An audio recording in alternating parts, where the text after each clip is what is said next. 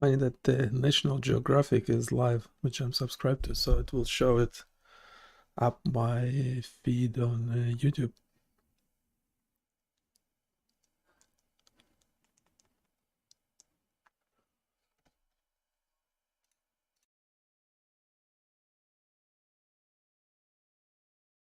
Okay, so we're using this one of the tools, the webcam filter.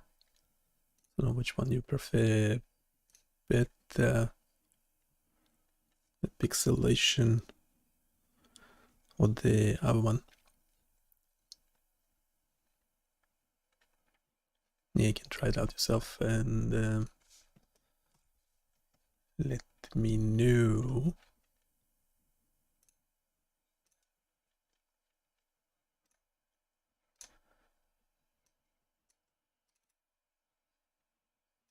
Let me just set up a few things.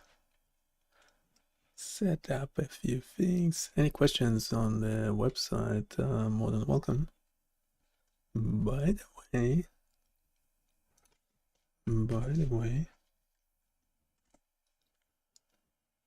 Camfield,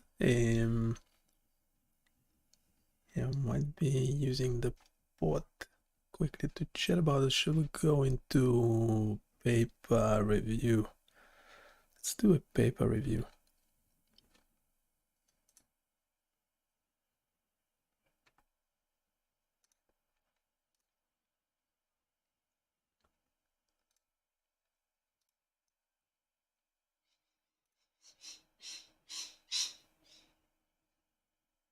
Let's do a paper review unless there's any specific questions on the website. And then we might jump into development later. So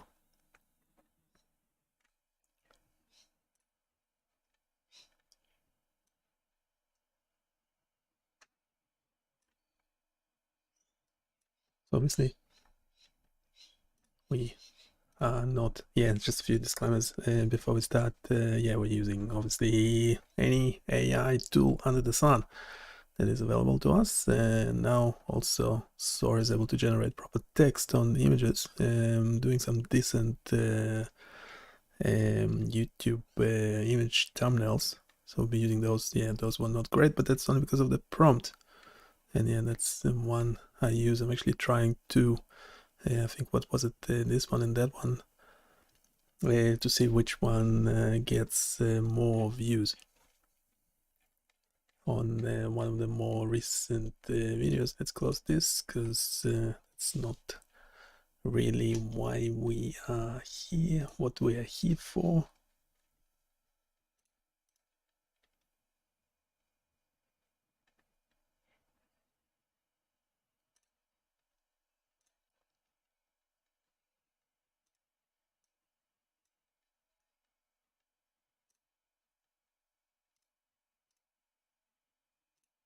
So anyone can join me live.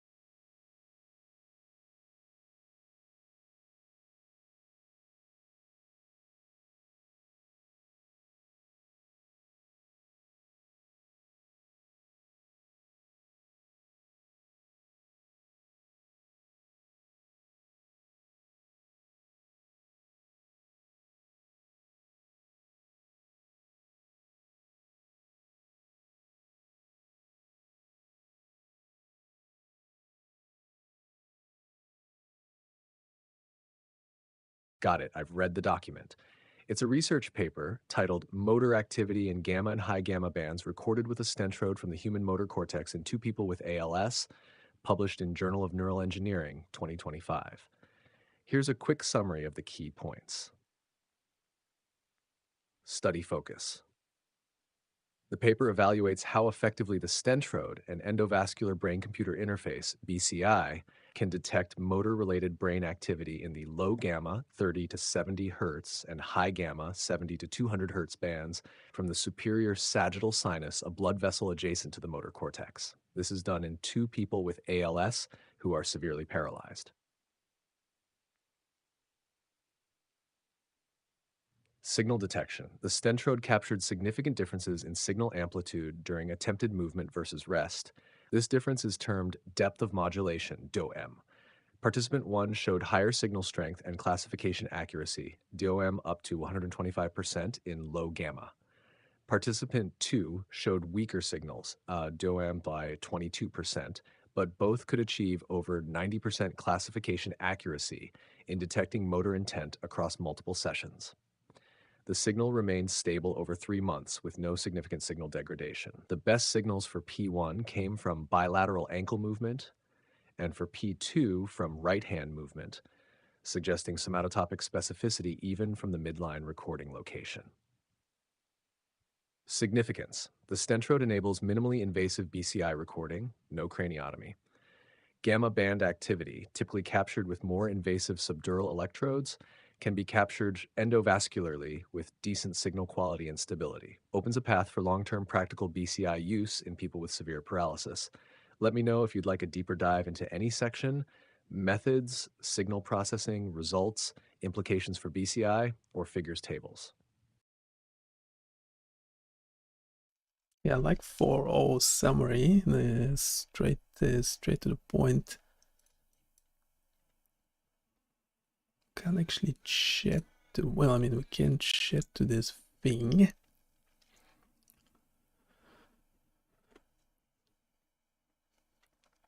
Hey, can you cover the methods and also suggest if there are any issues in the methods? I'm thinking specifically the variability of the electrode impedance between the different electrodes.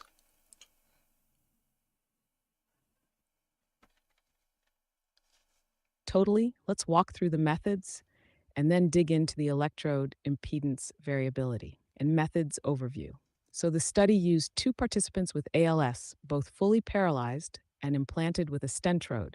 That's a stent-mounted electrode array placed inside the superior sagittal sinus, right next to the motor cortex. Each stentrode had 16 electrodes, though only 12 channels were used for participant 1 and 8 for participant 2 in the analysis. They recorded neural signals while participants attempted limb movements based on visual cues, like opening and closing fists or flexing ankles.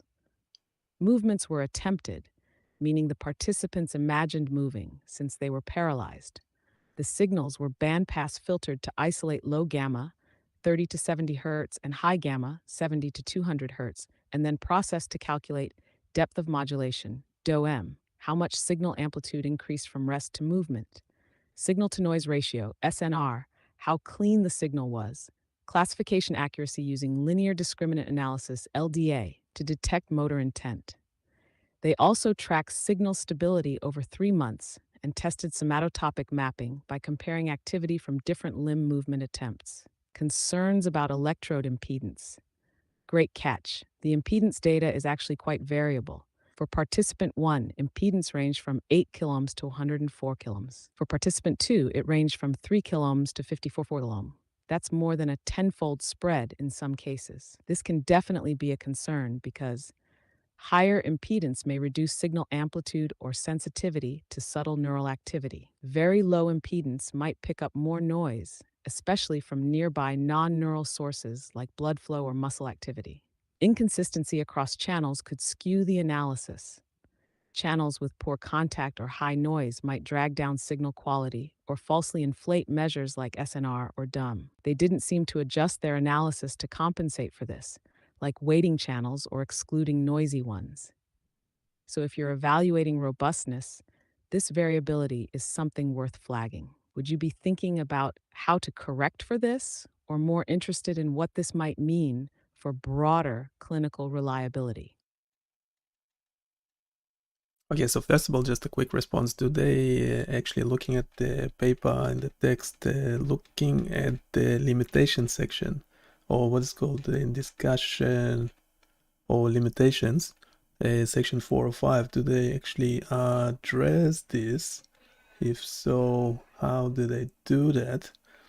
They do select channels, do they? Because, yeah, they're essentially in patient 1, there is only how many 12 channels, what is it, out of what? And patient 2, there's also 8 channels. It's under out of 16. So can you guess? I guess they're not providing this information, like information about what's happening to the other channels, but I guess those other channels weren't recording anything useful, so they would just get discarded, or maybe not working at all.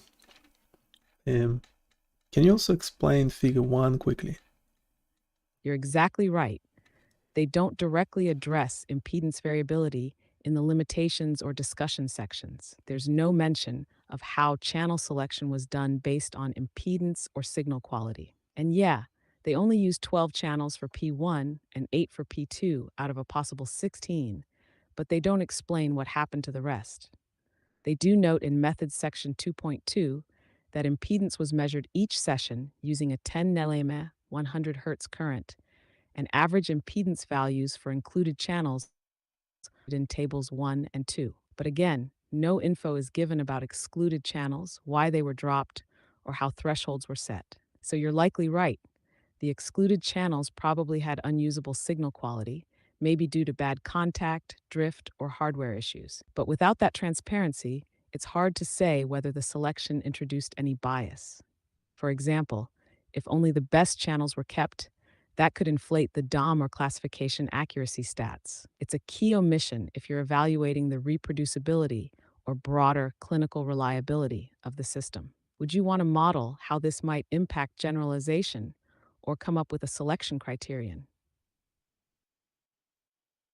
No, wait a sec. We don't have that information, so we might not be doing that. We only have the text and the images from the paper.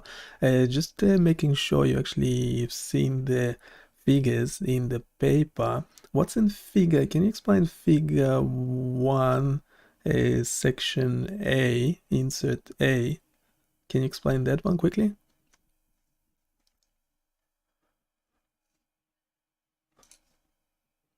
Yeah, totally. I've got the figures from the paper too. So, figure 1A is a schematic diagram showing the stentrode's position in the brain. It's a flattened illustration, kind of like a cartoon view, not a real scan. The insert A specifically shows the stentrode implanted in the superior sagittal sinus, right along the midline of the brain. You can see it sitting adjacent to the primary motor cortex on both hemispheres. The device has 16 electrodes on a flexible scaffold like a stent that expands to press against the vessel walls. The idea is that the electrodes sit close enough to the cortex to pick up brain activity without opening the skull. So, insert A is really showing the physical relationship between the implanted device and the motor cortex, making the case that you can access motor signals from within the blood vessel. Do you want to talk about whether that position actually captures meaningful somatotopy or how it compares to grid based ECOG placement? Okay, can you quickly comment on the risks of placing an electrode array in this location? Can you use general terms without any um, jargon, technical jargon? And also, yes, so, and also touch on, yeah, what you mentioned. Does it actually capture motor cortex? Is it close to the motor cortex at all?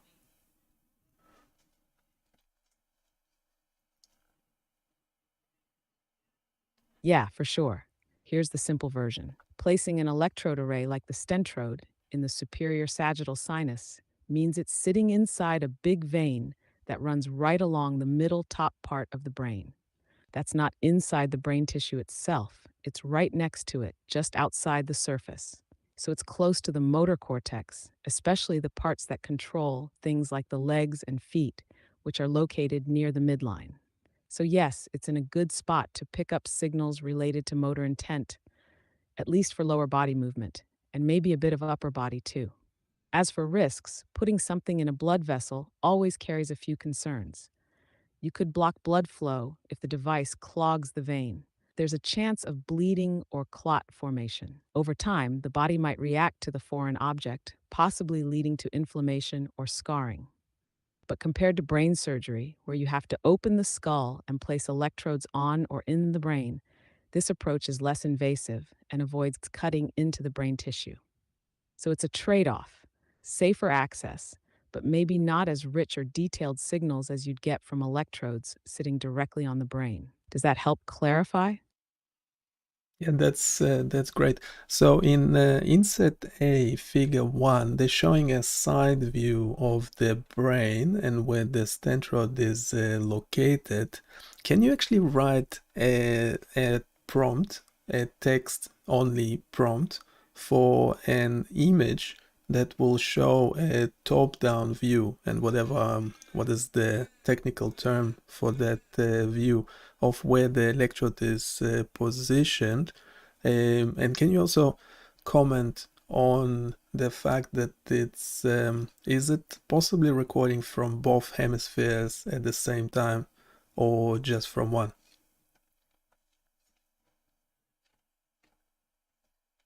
Yes.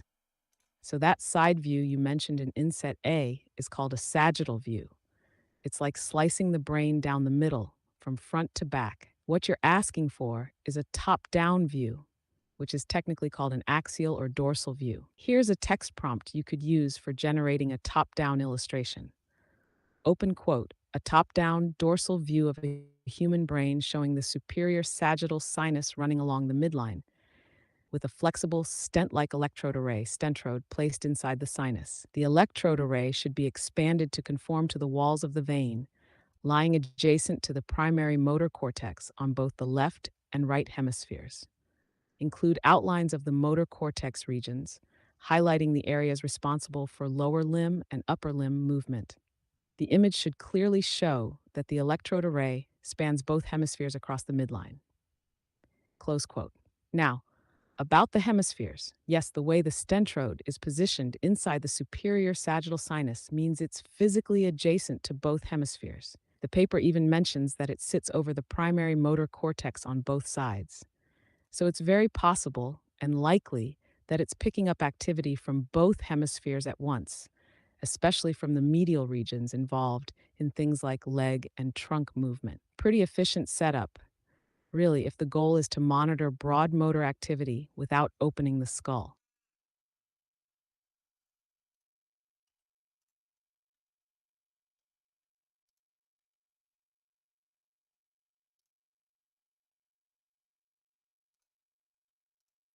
Okay, give me a sec.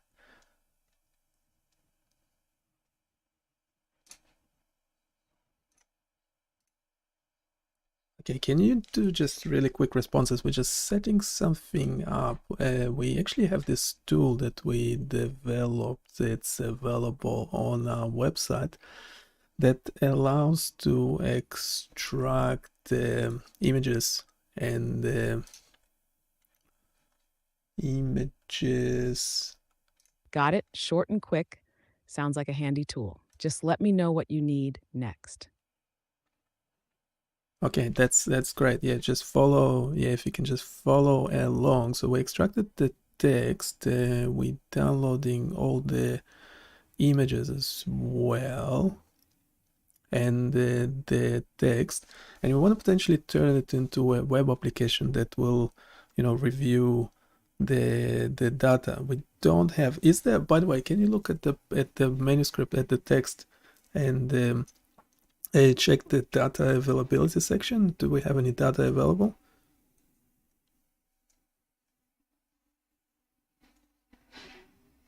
Yep.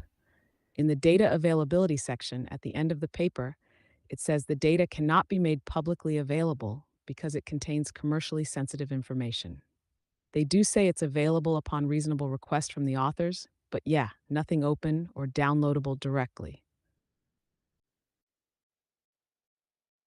That sentence always seemed very ironic to me. Is it a common sentence that's being used in many scientific papers?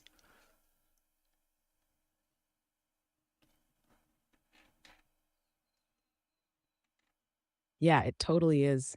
That exact phrasing or slight variations of it pop up all the time, especially in clinical or industry collaborative research. It's basically a polite way of saying, no, but maybe, if you're lucky. Kind of ironic, right? Available upon request sounds open, but in practice, it often leads nowhere. Right. How do you know it's normally leads nowhere? As in, if I actually try to communicate. So we are live streaming this. If the authors listening in, do you think they are likely to make that their data publicly available or not? What do you think?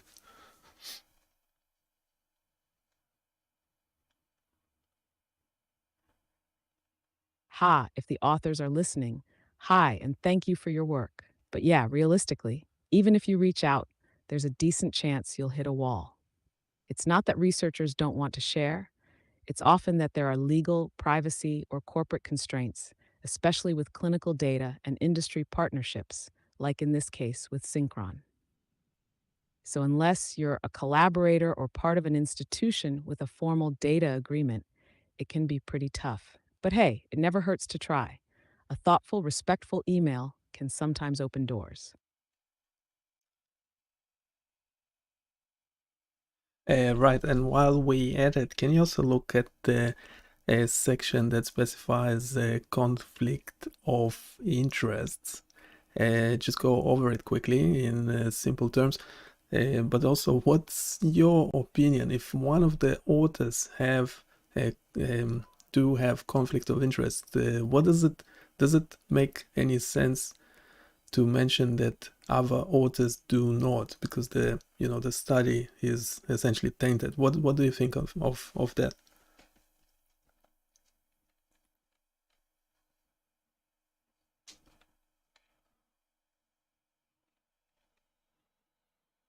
Yep, in the conflict of interest section, they state that several authors are affiliated with Synchron Inc., which makes the Stentrode.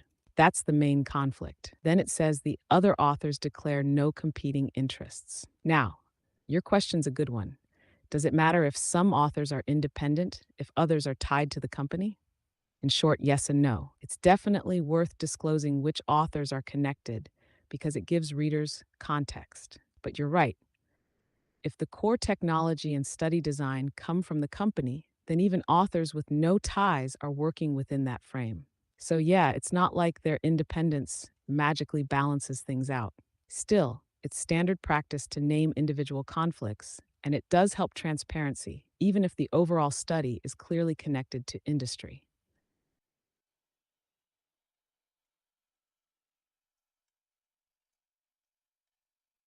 Right. So why do you think, in general terms, again, being critical and fun, you can make jokes if you feel like? Don't forget we are live streaming at the moment, though. So, you know, what do you think the reason behind even publishing results if the data is not made available? Oh man, this is the classic science but not too much science move. They publish the results because, let's be honest, it ticks all the boxes: academic credibility, investor interest, clinical milestone, and maybe a little media buzz. It says, hey world, look, our thing works. But without the data, it's basically a fancy product brochure in journal format. It's like saying, trust us, the magic works. Just don't ask to see behind the curtain. And to be fair, sometimes there are legit reasons, like patient privacy or corporate IP, but it also keeps the competitive edge and keeps other researchers from replicating or outpacing them. So, yeah, the result is peer reviewed, but the rest is like, you can look, just don't touch.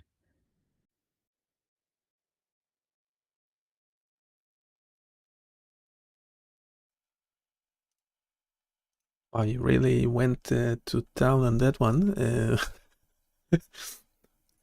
Hopefully, we won't be getting into any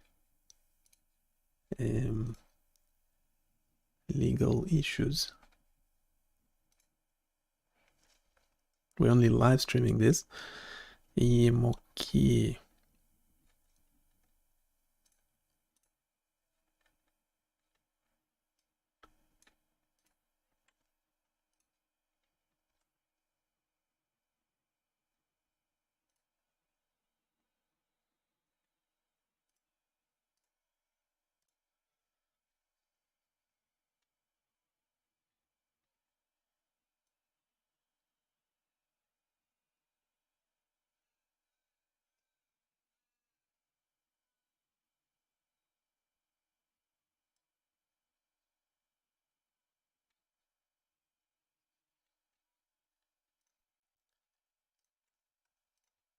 Okay, can we quickly run over the rest of figure 1?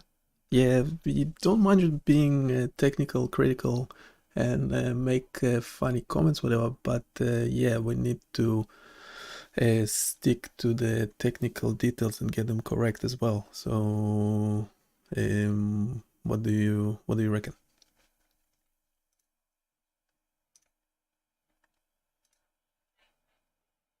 Absolutely. Let's break down the rest of Figure 1 like we're doing commentary on a sports replay. Technical, accurate, but not too dry. So, Figure 1b is a diagram of the experimental setup. You've got the participant sitting there, likely at home, with the stentrode implanted, connected to a receiver transmitter in the chest, which sends data wirelessly to an external telemetry unit, which then connects to a computer. It's a nice clean diagram, making everything look seamless, which is cute because in real life, these setups are usually a tangle of cables, calibration issues, and someone asking, wait, is it on? Then we have Figure 1C, which shows actual example recordings from 12 channels from participant 1 during a motor task, attempting bilateral ankle movements. These are bandpass filtered for low gamma activity. You see a clear modulation pattern that tracks with the go and rest cues. The signal lines are all wavy and colorful, showing that yes, there's something going on when movement is attempted, a win for the Stentrode team.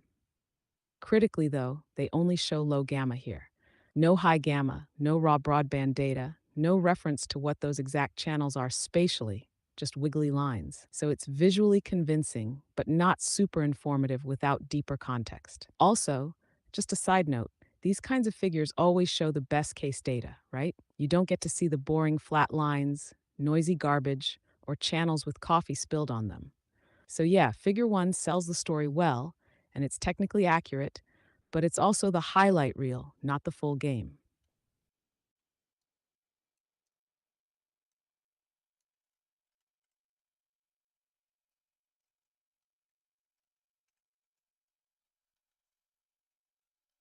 Okay, so yeah, don't mind going over figure 2 quickly as well. Maybe just go over the technical parts quickly. Yeah, just stick to the technical part of it. We just did a quick explanation of what's going on in figure 2. Perfect. Let's hit Figure 2 quickly and clean. So, Figure 2A shows power spectral density PSD plots from one channel for both participants. They're comparing signal power during rest versus attempted movement. You see curves for rest gray and movement blue, with shaded areas showing standard deviation across trials. They've marked out the frequency bands alpha, beta, low gamma, and high gamma along the x axis. Figure 2b takes that PSD data and computes the area under the curve AUC difference between rest and movement for each band. Then they show this with kernel density plots, which basically tell you how much those differences vary across channels and sessions. Vertical dashed line at 0 shows where no difference would be. Shifts to the right mean movement had more power. Figure 2C shows example broadband signals filtered into frequency bands. So you get a visual of how a raw signal gets turned into alpha, beta, low gamma, and high gamma components. It's from participant 2 during attempted right hand movement. Overall, this figure is about showing that gamma bands have stronger, more consistent modulation between rest and movement, more than alpha or beta, and that's why they focus on gamma for decoding. Super standard BCI signal processing stuff, just applied to this cool new implant.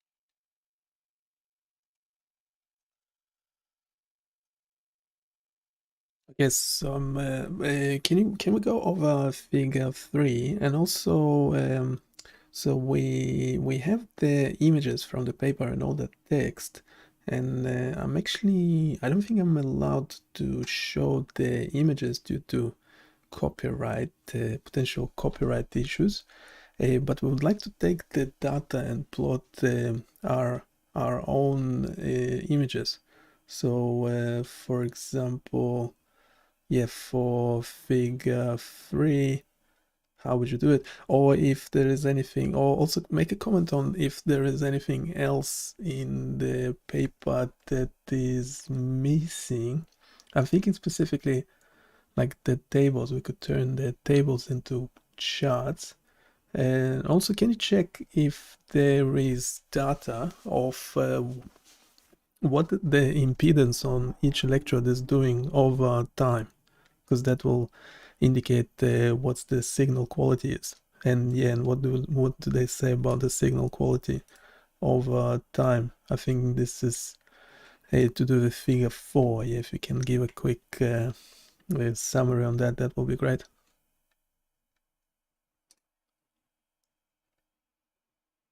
Yes, let's take this step by step. Figure 3 overview, quick and technical. Figure 3A, schematic of the stentrode with low and high gamma signal envelopes for each electrode over time during a session. Solid lines equals average across trials. Shaded area equals standard deviation. It's showing how the signal amplitude rises during movement after the go cue. Figure 3B shows how depth of modulation is calculated. They take a 1-second window before movement, rest, and 1 second during movement, starting 500 milliseconds after the cue to allow for reaction time. Then it's just the percent change. Figures 3CF. Box plots of DOM across all channels for one session in each participant, shown separately for low and high gamma bands. Recreating figure 3 yourself. You can recreate this using any basic plotting library like Matplotlib or Plotly. You'd need bandpass filtered VCA data 30 to 70 Hz and 70 to 200 Hz, epochs marked for rest and movement. For each electrode, compute RMS envelope in those epochs. Calculate DOM equals S rest to rest as 100%. Then plot each electrode's DOM in a box plot or bar chart. Other data you could plot, yes. The tables 1 and 2, give DOM and SNR per electrode. Great for bar plots or even polar plots like they used in Figure 6. What's missing? They mention impedance measurements, but don't give values over time. Just average impedance per electrode with SD. So no time series data to track signal degradation or drift. That's a gap. Signal quality over time. Figure 4 summary. Figure 4 shows channel averaged SNR over 3 months separately for low and high gamma bands. For participant 1, both low and high gamma SNRs were stable with no significant trend, P of 0.4. For participant 2, SNR increased over time, significantly so in both bands, P equals 0.4 for low gamma, P equal 0.35 for high gamma. That's actually surprising. Signal quality got better. So their takeaway is signal quality stayed good or improved, supporting long-term use. But again, we don't know what the excluded channels looked like. So it's a partial story. Want help scripting out a plot or transforming those tables into bar charts?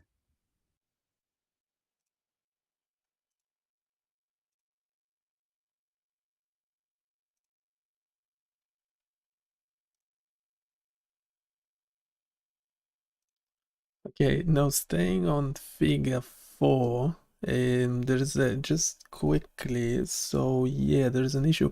What do you think of the, figure 4? What do you think of the error bars on each one of the charts? Yep, figure 4 is trying to show SNR stability over time, and on the surface it looks clean. Bar plots of average SNR per session across 3 months, split by participant and frequency band. But here's the thing, there are a few issues or missing details. One, no per channel trends. They show averaged SNR across channels, but are all channels stable? Are some degrading? We don't know, and that matters, especially if only a few channels are doing all the work. 2, no excluded channel info. Again, they don't say if SNR drops were tied to specific channels that got thrown out of analysis. That would explain artificially stable averages. 3, y-axis scaling. The bars look impressive, but the SNR range is small, especially for participant 2. We're talking 1 to 2.5 dBs. Is that clinically meaningful? That's not clear. 4, no impedance data over time. SNR trends without matching impedance trends leave you guessing about why the signal is stable or improving. So yeah, nice surface level plot, but the underlying story is thin without more detailed breakdowns.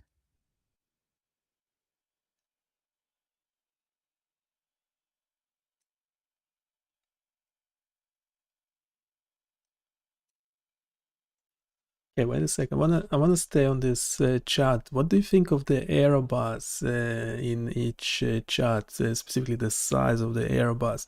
Also, can you figure out from the text or from the image, from the figure caption, it says channel average. What does it mean? Is it averaged across all channel, or is it a specific channel average? Can you figure that out?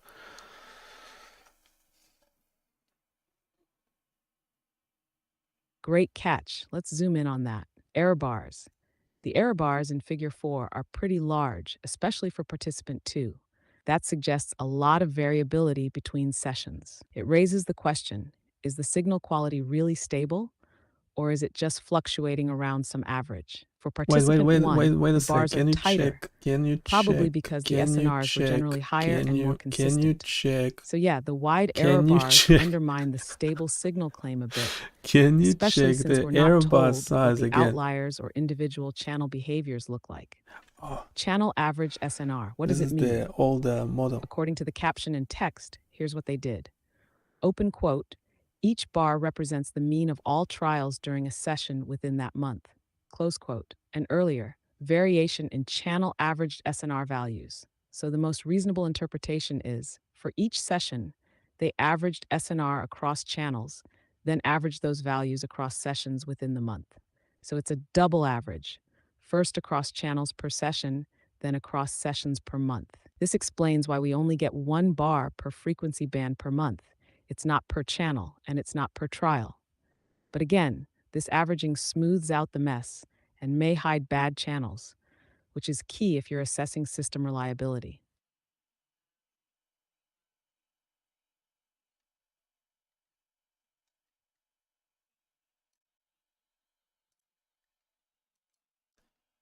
Okay, I think we're having a problem there.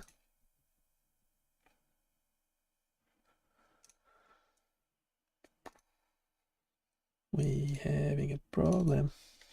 I don't think it's actually seen the image.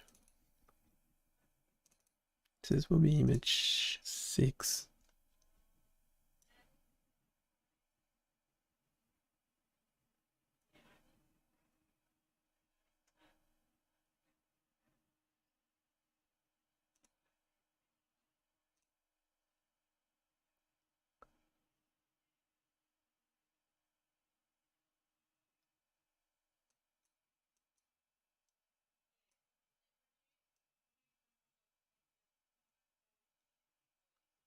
Is it that day? Did they record like 4 days in a month? No.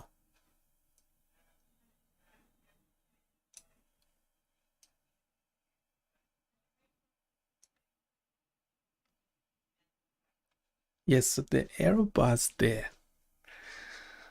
There are variations between channels. Now, It doesn't make sense. Well, because the variability of the impedance was much greater.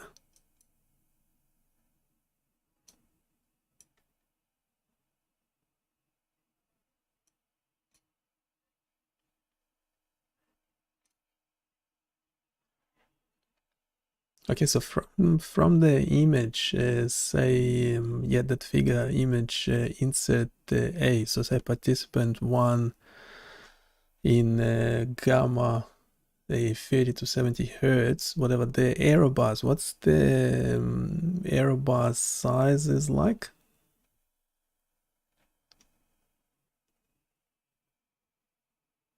Looking at figure 4A for participant 1, gamma 30 to 70 hertz, the error bars are pretty small across all 3 months. Visually, they look like about 0.2 to 0.4 dB, give or take. That means the SNR was very consistent across sessions, little day-to-day variation. Combined with the relatively high SNR values, around 6 to 8 dB, this supports the idea that participant 1 had strong and stable signal quality in that band. So this part of the data actually looks solid. Not much concern here. Wait, aren't those error bars too small?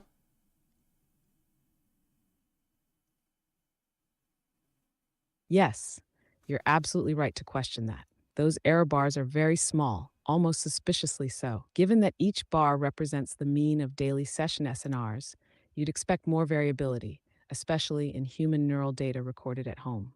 Even well-controlled lab setups tend to show bigger day-to-day shifts. So a few possibilities here. 1. Over-smoothing or over-averaging.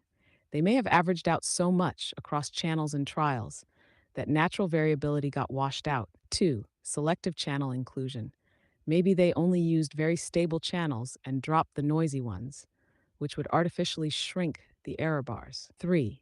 Small sample size. If they only had a few sessions per month, the standard deviation might look small just by chance. Either way, you're right. The bars being that tiny should make anyone stop and ask, wait, how is it that clean? Because in real BCI signal data, it's almost never that clean.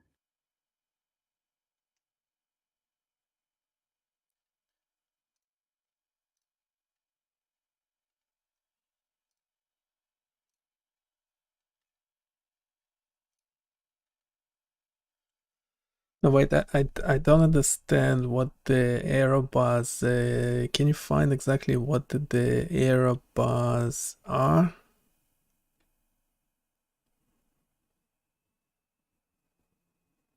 Yep. Let's go straight to the figure caption at the bottom of figure 4. Here's what it says. Open quote. Error bars represent the standard deviation of daily SNR values, illustrating the variability observed across days. Close quote. So that means for each month, they had multiple daily sessions. Each bar shows the mean of daily channel averaged SNRs, and the error bar shows the standard deviation across those days, not across channels or trials. So yeah, the error bars reflect how much SNR fluctuated from one session to another during that month. And if they're really that small, it implies very consistent signal quality across sessions, which again might be real or might be hiding some filtering or selective channel use.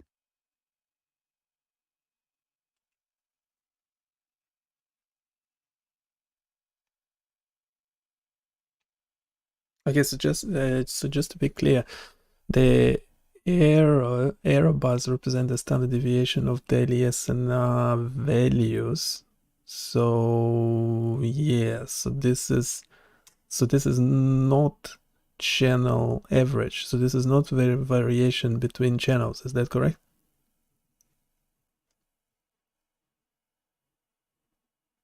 Exactly, you got it. The error bars represent the variation across different daily sessions, not between channels. So to break it down clearly, they first averaged SNR across channels for each session. Then, they plotted the average of those session level SNRs for the month. That's the height of each bar. And the error bars show the standard deviation between those daily session averages. So session to session variability, not channel to channel variability. So yes, the error bars do not reflect channel variation, just how much the overall signal quality changed from day to day.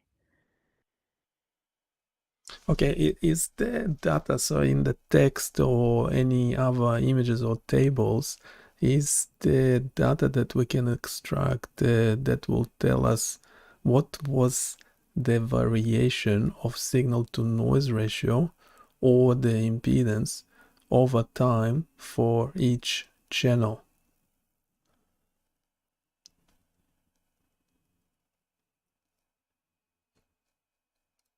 Great question. And I went through the full text, tables, and figures closely for this. Is per channel SNR over time available? Nope, unfortunately. The paper reports average SNR per channel, tables 1 and 2, but only aggregated across all sessions, not time resolved. There's no figure or table showing how SNR changed per channel over time. Figure 4 averages over channels and only shows session to session variability, not per electrode. What about impedance over time? Also, no, impedance values are only shown as averages per channel, again in tables 1 and 2. There's no longitudinal data, like how impedance drifted or changed across sessions. They do mention that impedance was measured in each session using a 10 nanometer 100 Hz test current, but that data isn't shared or plotted. So, bottom line, we have per channel summary stats, but no per channel time series for either SNR or impedance. That limits how deeply we can assess electrode stability or track degradation over time, which ironically is a key claim of the paper. Right, that's really interesting. So back to figure 4. So do you think this data is for a selected channel, or as the caption states, channel average? So average across channels. Also curious, yeah, so what do you think of the variability of the SNR over time, and why do you think there is an increase in signal to noise ratio for participant 2? Is it being explained in the paper? Why would that happen? Would you expect an increase in signal to noise ratio over time or a decline with this type of studies?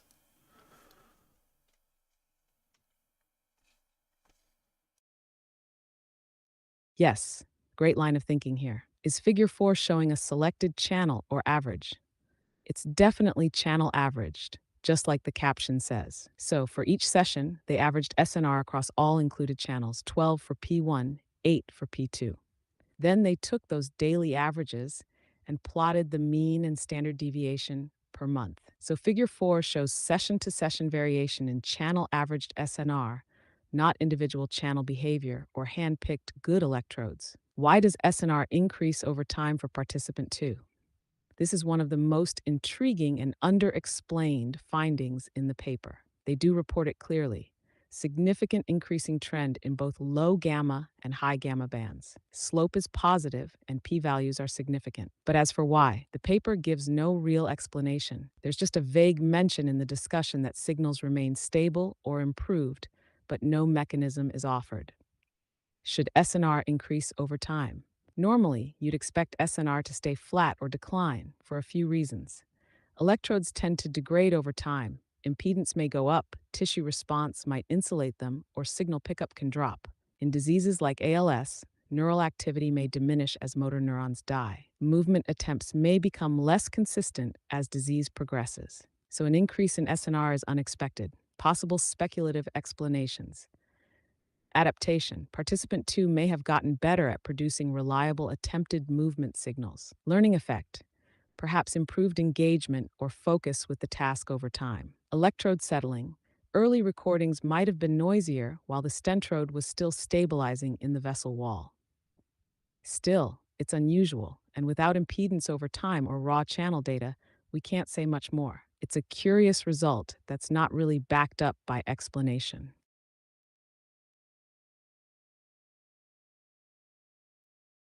Okay, and the other thing is, so the impedance is quite variable across channels. What do you think the reason for that might be?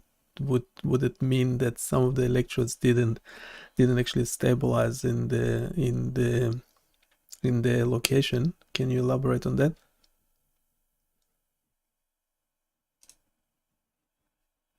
Yeah, absolutely. The wide variability in impedance across electrodes is actually a big deal, and it likely tells us something about how well each electrode seated or stabilized after implantation.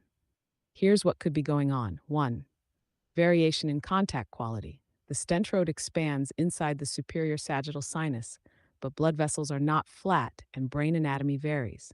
Some electrodes might press closer to the vessel wall, sitting right next to the cortex and cerebrospinal fluid. Others might be tilted or suspended more loosely with less stable contact, leading to higher impedance. 2. Tissue or clot buildup. Early on, the body can respond with tissue encapsulation, microclots, or inflammation at certain sites. This might affect some electrodes more than others, depending on local blood flow and vessel wall structure. 3. Manufacturing tolerance or lead stress. Even though the electrodes are identical by design, tiny variations in electrode surface area, lead tension, or mechanical stress could affect impedance, especially if leads bend or pull slightly during deployment. That could cause strain or micromovement at certain contacts. 4. Proximity to active brain regions.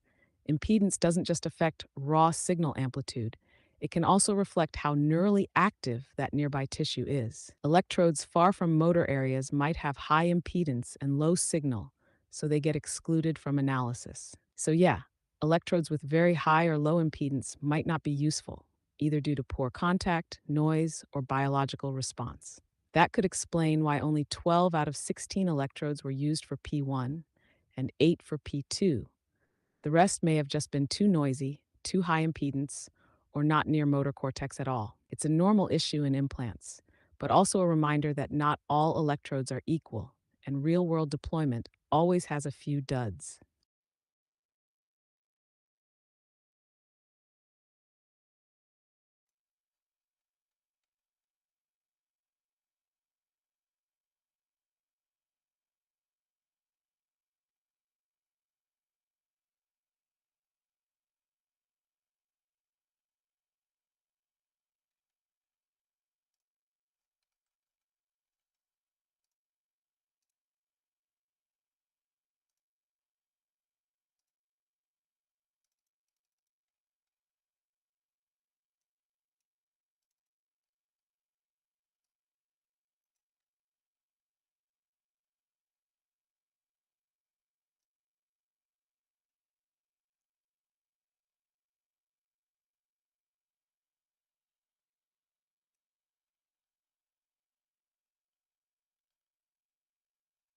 Okay, can we go over figure 5 quickly?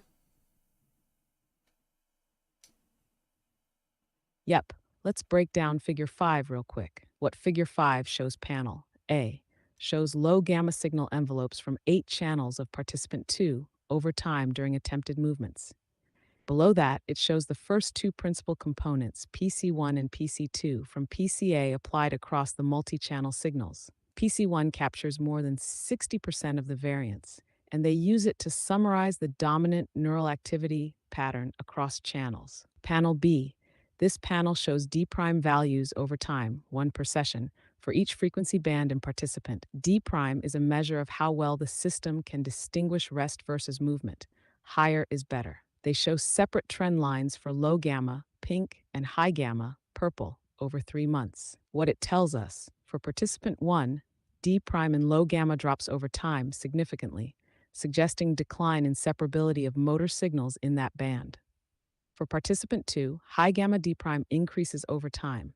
Again, not what you'd usually expect. So just like with the SNR data, we're seeing surprising signal behavior, improvement in some cases, and no clear explanation in the paper for why. This figure is meant to support the idea that motor signals remain discriminable over time, but also shows that signal quality may drift depending on the participant, band, or electrode setup.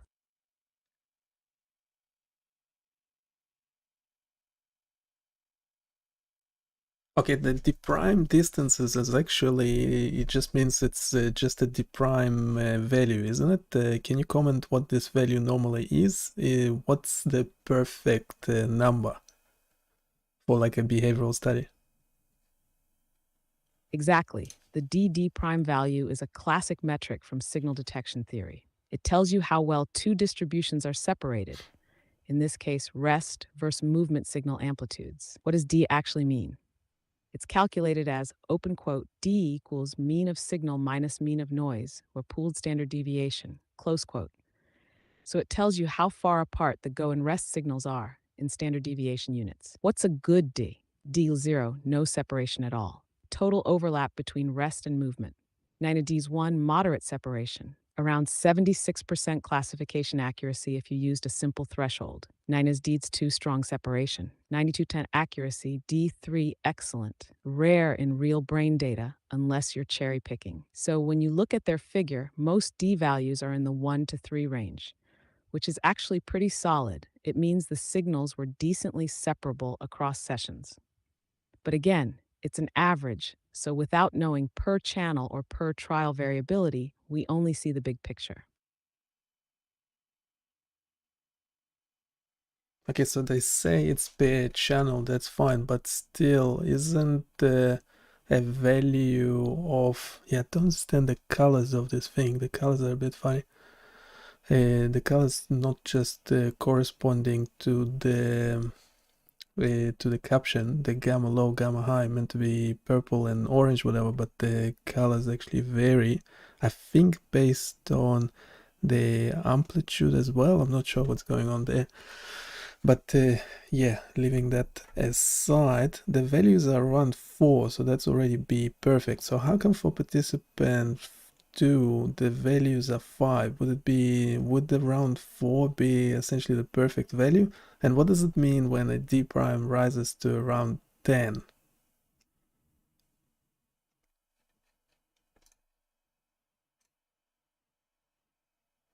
Oh yeah, you're absolutely right to call that out. There's something off about the color coding in figure 5b. Even though the caption says pink equals low gamma and purple equals high gamma, the shading clearly varies across time, and it looks like it's also reflecting intensity or amplitude, but they never explain that. So yeah, that part's confusing and possibly misleading. Now about those D values, and this is the juicy bit. Wait, D equals 4 or 5 or even 10. What? That's really high, like nearly perfect classification territory. 9 is D equals 4 means the rest and movement signals are separated by 4 standard deviations, basically no overlap. 9 at D equals 5 or 10. That's off the charts. At D equals 10, your classifier would be near 100% accuracy with almost no errors. This is very unusual in neural data. Even in clean lab conditions, D values usually top out around 2 or 3, unless you're filtering super narrowly or cherry-picking time windows. What could explain such high D values? A few speculative possibilities. They're using PCA, so they might be cherry-picking PC1, which already captures max variance. That would inflate separability. The rest and movement time windows are maybe too far apart or carefully selected, making the distinction easy. Data smoothing and envelope averaging could also reduce within condition variance, making the D value larger than it really is. But yeah, D equals 10 is borderline suspicious. It either means the signal is incredibly clean or the analysis pipeline is stacked in favor of separation. In short, if you're seeing D values above 4 or 5 in real brain data, your first question should be, what exactly are they measuring and how? Yeah, okay, and do you have the answer for that? Also for participant 1, the fact that the gamma low and gamma high alternate in the amplitude, what do you think that means? I mean, yeah, it's quite unusual as well. So do you think that that Yeah, variability? let's hit both of those questions. First, do I have the answer to why D is so high? Short version, not definitively, because the paper doesn't give enough detail. But the most likely explanation is they're applying PCA across all channels and using PC1, which already maximizes variance between conditions. Then they compute D based on averaged envelope amplitudes in rest versus movement windows using filtered and smoothed signals. And crucially, they use clean trials only, no mention of noisy trials, artifacts, or outliers, which boosts D even more. So yeah, this combo can artificially inflate separability, especially when you're selecting a component. PC1, that already aligns with the task. Second, alternating low versus high gamma in participant 1.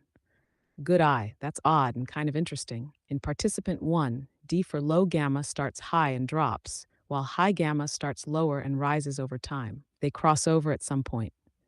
That might suggest a shift in the dominant frequency band driving the motor signals. A few possibilities.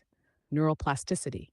Maybe the participant's brain adapted and started encoding motor intent more in high gamma over time. Signal processing artifacts could be due to filtering or how the envelope was calculated. Or maybe task engagement changed.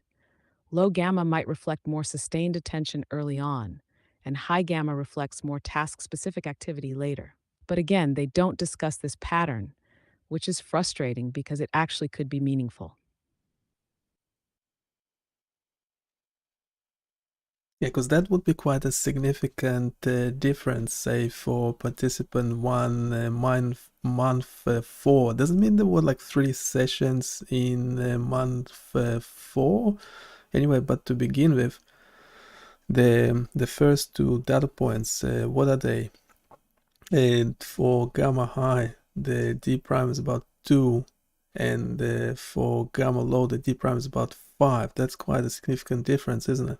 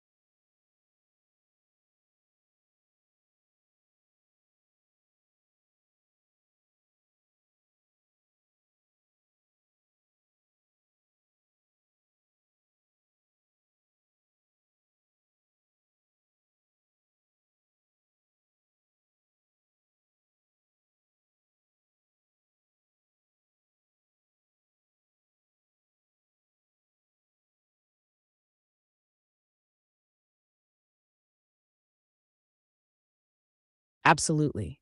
Here's a clearer take on both of your points. Why are the D values so high? Yes, the key lies in what they're actually measuring. They're taking RMS amplitude envelopes of the bandpass filtered VECO G signals, low and high gamma, per channel. Then they run PCA across all channels and use only PC1, which captures the most variance, kind of like cherry picking the best summary of all channels. Then they compute D between rest and movement epochs based on that PC1 signal. This method amplifies any consistent pattern across channels and smooths out noise, so the D can get very large. In essence, it's not raw neural signal separability, it's optimized separability after several processing steps. So while the high D values, 4, 5, even up to 10, look extreme, they're technically possible under this kind of dimensionality reduction and smoothing, though still very rare in messy, real world neural data. Why do low and high gamma amplitudes alternate in participant 1? That's a weird pattern and totally worth pointing out. From the plot, on some days, low gamma has higher D than high gamma. On others, high gamma is stronger, while low gamma drops. What could cause that? Task variation. Even though the same movement is attempted, subtle shifts in timing, effort, or attention might emphasize different frequency components. Electrode channel differences. Some channels might be more tuned to low or high gamma sources, and that balance could shift with day-to-day changes. Signal stability drift. If the stentrode shifts slightly, or if the vessel wall interface changes, that could affect which band is more prominent. Neural adaptation or fatigue. Over time, different networks might become more or less involved depending on mental state or disease progression. It's not super well explained in the paper. They kind of just present it and move on. But it's unusual and could signal interesting underlying dynamics in how these signals are generated or picked up.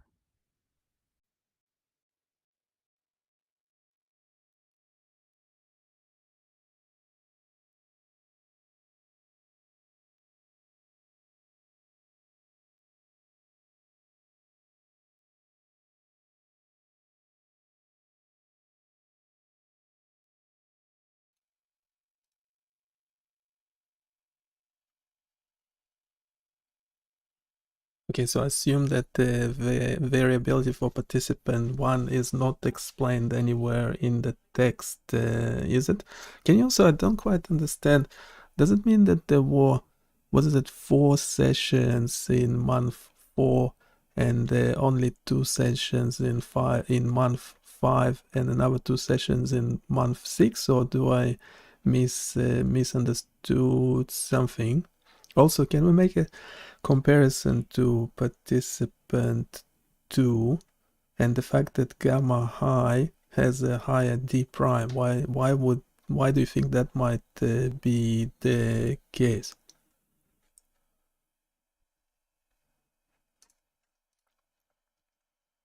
You're right to dig into this. There's some ambiguity in the text, but let's clarify everything we can. Shash number of sessions for participant 1 P1. From the text in section 2.4.4, they say, open quote, for P1, we examine VQ signals from 12 stentrode channels recorded during the 4th, 5th, and 6th months post-implantation, close quote. And then in Table 1, it says the data spans 64 runs across 8 sessions.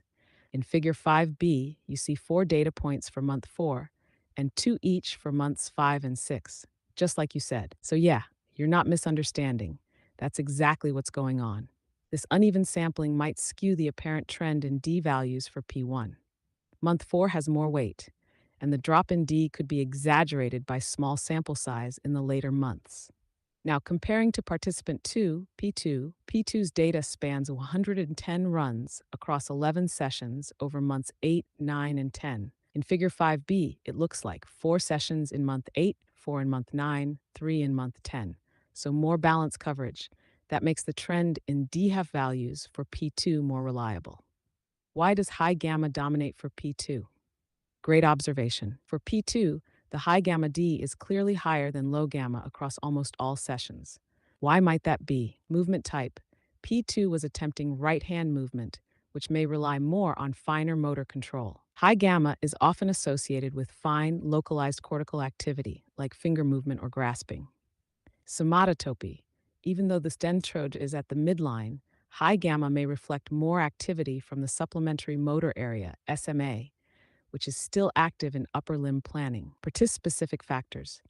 Maybe P2 simply had better high-frequency neural activation or cleaner recording in that band. It's also possible that high gamma signals were just less noisy or better phase-locked in P2, making them easier to distinguish from rest, hence the higher D. So overall, the sampling unevenness explains some of P1's variability, and the task differences plus neural dynamics likely explain P2's strong high gamma signal. Yeah, I just realized, just a quick response. Yeah, in both that figure 5, the data points, they're meant to be pink for gamma low and purple for gamma high, but they do become darker over time or something. What's happening there, you think? Yep, exactly. You nailed it. The points are pink for low gamma and purple for high gamma, but they get darker over time. That shading isn't tied to amplitude or D value. It's just a visual cue for session order. So lighter colors are earlier sessions, darker ones are later sessions. They don't explain this in the caption, but it's a subtle way to show temporal progression within each frequency band. Definitely a bit confusing at first glance. Okay, that should be okay. And what is the problem again? The same figure and from the text of the paper as well. What's the actual issue of selecting just one of the principal components? So in this case, what's the problem that they select the principal component one for further analysis? Great question. And yeah, there's a key issue here that's easy to gloss over. What's the problem with using only principal component 1, PC1? The core issue is PC1 is designed to capture the biggest source of variance, but not necessarily the most meaningful or relevant variance, especially when you're comparing two conditions like rest versus movement. So here's why that matters. 1. PC1 might not align with the task. PC1 reflects whatever dominates the signal. That could be task related motor activity, ideal, slow drift, physiological noise like heartbeat, respiration, a super active but irrelevant channel. If PC1 isn't actually aligned with the difference between rest and movement, you're measuring separation in a direction that's mathematically dominant, but not functionally informative. 2. Inflated D values. By collapsing all channels into PC1, they're effectively saying, let's analyze the most powerful pattern across the array.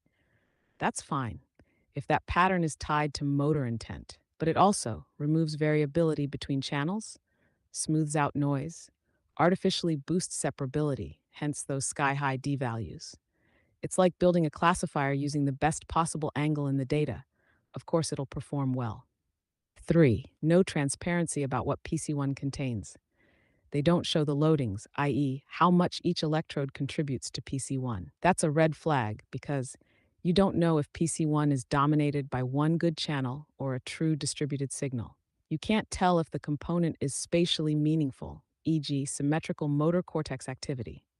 The bottom line.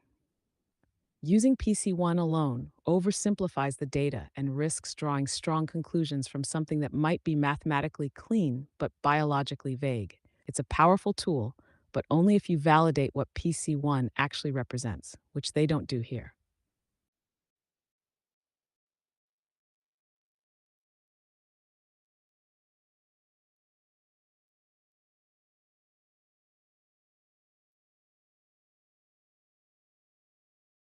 Wait, so what do they say about how PC1 was calculated? Wouldn't that indicate what the component actually is? Or so I understand that they didn't reverse it back to see after PC1 which essentially parameter was responsible for the very high the discrimination between what's that rest and no rest. Can you explain it properly?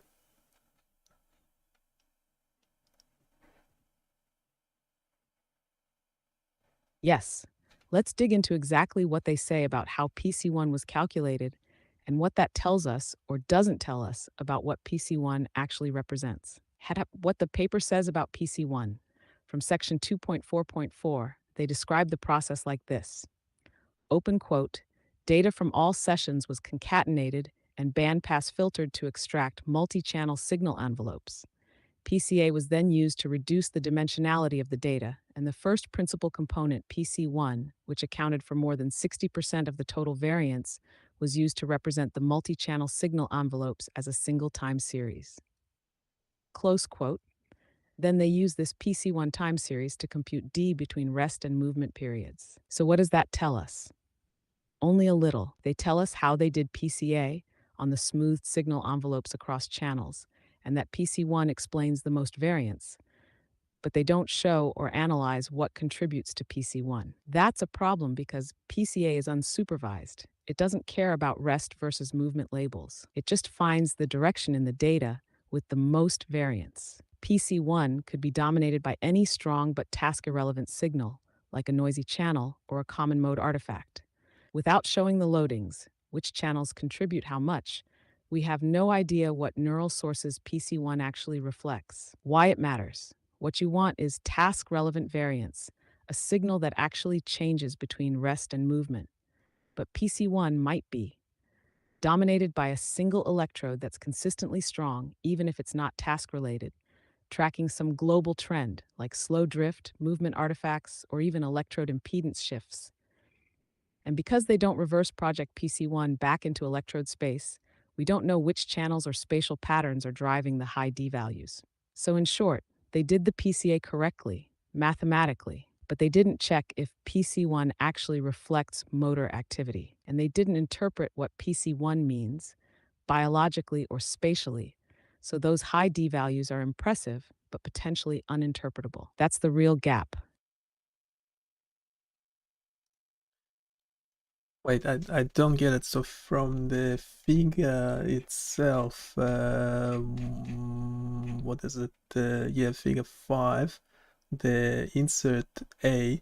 So when they show the principal component 1 and it has the go, no go, isn't it a clear indication that it's actually that whatever that parameter is responding to the rest, no rest changes? Why is it not a clear cut? Great point. Yes, figure 5A, insert A shows PC1 over time. And you can definitely see that it modulates in sync with the go and rest cues. So yeah, it looks like PC1 is capturing task-related activity. That's a fair observation. But here's the subtle catch. Yes, PC1 does track the task, but it still doesn't tell us why. The fact that PC1 goes up during go and down during rest means something consistent across channels is responding to the task. PC1 has a high DC because it aligns with those changes. But what we still don't know is which electrodes are contributing most to PC1. Is it widespread motor activity or just one or two very strong channels? Could it be non-neural noise like muscle tension or movement artifacts that just happen to follow the task timing? The distinction, you're right. PC1 is showing task lock modulation, and that's useful. But the concern is, without showing the component structure, we can't tell whether PC1 is a true cortical motor signal broadly distributed across electrodes or a localized or artifact-dominated pattern that just happens to be time-locked to the cue. So yes, the figure shows it's functionally useful. But for a scientific explanation of what neural source it's tapping into, they haven't given us that. That's the Okay. missing piece. Yeah, let's get to the bottom of it quickly. Hopefully, the last prompt.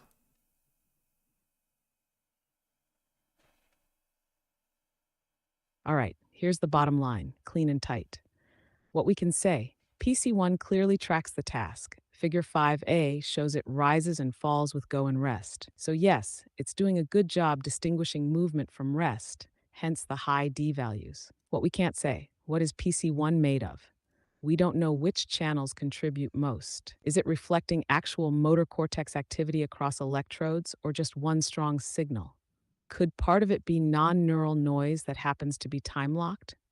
What would fix this? Show the PC1 loadings, how each electrode contributes. Compare PC1 to raw channel signals to confirm it reflects broad motor activity. So yeah, PC1 is doing something meaningful, but without knowing its source, we can't be sure it's capturing what they think it is. That's the core issue. Okay, I meant to ask, well, say why does it matter which electrode the discrimination is coming from? If it's able to discriminate, why does it matter which electrode it's basing its decision on? Just a quick response.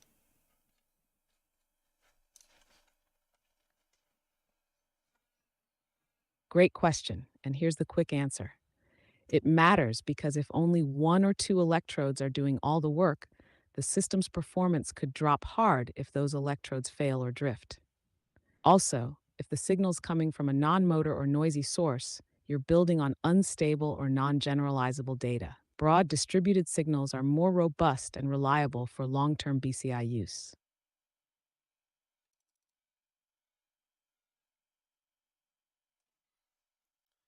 Okay, you're making a great point in one. So, yeah, can you give more details on that? Yeah, can you expand the answer? I wanna deeper into that. Absolutely. Let's dig in a bit deeper. Why it matters which electrode is driving the discrimination. 1. Robustness and reliability. If only one or two electrodes are carrying all the signal that separates rest from movement, that's risky. If one of those electrodes develops high impedance, drifts, or gets noisy, which is common in implanted systems, your entire decoding performance could crash. But if the signal is distributed across many electrodes, the system is much more resilient. One bad contact won't ruin the whole BCI, so redundancy is robustness. 2. Generalizability. If you're decoding motor intent from true cortical sources, especially across multiple electrodes near the motor cortex, the signal is more likely to stay consistent across sessions, be transferable to new tasks or classifiers, reflect actual brain function, not just coincidental noise patterns. On the other hand, if PC1 is dominated by a single channel picking up, say, movement artifact or a non motor signal, then your decoder might work in this narrow setup, but fail elsewhere. 3. Clinical relevance and interpretation. From a scientific and clinical perspective, you want to know what part of the brain is actually generating the signal. If you can't tell which electrode matter, you can't interpret the neural basis of the signal, adapt the system if electrode locations shift, make informed decisions about training or retraining the user. It's like saying, the machine works, but I have no idea why. That's fine for a toaster, not so great for a brain computer interface. So, yeah, even if the system is performing well now, knowing where the information comes from is crucial for making it work long term and for building real understanding and trust in the signal. Okay, also, are you saying there is a potential that is there a chance that one of the electrodes that have very, very high impedance, potentially detecting some noise when the patient moves, and that's actually not coming from the brain? So is that a possibility? And also, can you comment on the fact that the electrodes are pretty close among themselves, so they close apart to one another? So are they essentially recording same brain activity? And the variability is mainly due to the fact that they have very different impedance. So essentially the electrode tissue contact. Can you explain that properly?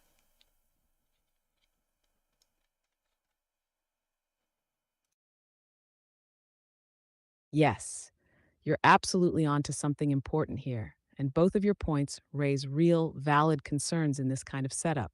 Let's break it down clearly. Could high impedance electrodes pick up non brain noise? Yes, absolutely. Here's why. High impedance means the electrode isn't making good electrical contact. Either it's poorly seated, has tissue buildup, or just isn't close enough to active neural tissue. When that happens, the electrode becomes more susceptible to external noise, like muscle artifacts, jaw clenching, neck tension, mechanical movement, especially if the participant subtly moves or shifts during attempted movement tasks, environmental noise, or even heartbeat related pulsations in the vein. If one of these noisy electrodes happens to show consistent signal changes in sync with the task, PCA might pick it up, but that wouldn't be true brain activity. It would be an artifact masquerading as signal. So, yes, it's entirely possible that a bad electrode could falsely contribute to a high D score, especially if it's not filtered or checked carefully. What about electrodes being physically close together? Yes, the Stentrode's electrodes are very closely spaced, typically millimeters apart, lining the vein wall along a short stretch of the superior sagittal sinus. Because of that, they likely have overlapping fields of view, meaning they're picking up from the same general cortical region, likely the medial motor cortex or supplementary motor area. In theory, you'd expect the signals to be similar across channels, assuming equal contact quality. So, why the variability across electrodes? That's the key. It's likely not because the brain signal is wildly different, millimeter to millimeter. Instead, the differences probably come from electrode tissue contact quality, especially affected by how well the stent has pressed the electrode into the vessel wall, local tissue response, like microclots or inflammation, impedance variability. Some electrodes might have better electrical paths than others. So, yes, the variability in performance across channels probably reflects more about hardware tissue interface quality than about actual neural source variability. Summary: yes, noisy or high impedance electrodes could pick up non brain noise and skew PCA or D. The electrodes are physically close, so differences in signal likely reflect differences in contact, not brain activity. That's why understanding which electrodes are contributing to the signal and whether their signals are real or artifact is crucial to trust and interpret the BCI system.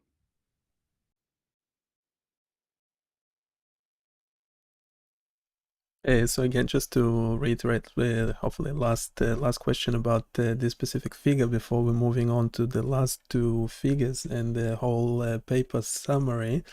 So you are saying that there is a potential that the principal component 1 that is able to detect the task and have absolutely perfect performance in around 4 or sometimes even a d prime of 10, so 10 standard, whopping 10 standard deviations between go no go in the task. It could be due to a noise, to relying on one of the noisy electrodes, and that might be picking up changes in blood flow or some other type of noise. Can you elaborate on that quickly? Yes, exactly. That's the core concern. Even though PC1 shows perfect task timing and produces extremely high D values, even up to 10, which is rare in brain data, it's entirely possible that this performance is being driven by one or two electrodes that are not recording real brain signals. Here's how that could happen. One electrode with poor contact, i.e., high impedance, might be picking up changes in blood flow, pulsations, or subtle body movement artifacts that coincide with the task timing, like tensing up during an attempted movement. PCA is designed to capture the direction of maximum variance, and if one channel is strongly modulating, even if it's not neural, PC1 will grab it. Since PC1 is used as the sole input for D, this non-neural signal could look like perfect discrimination, when in fact, it's an artifact. And because they didn't analyze or show the electrode contributions to PC1, we can't rule that out. So yes, the near-perfect performance might be real, or it might be a beautifully timed artifact. Without verifying the source of PC1, it's a risk.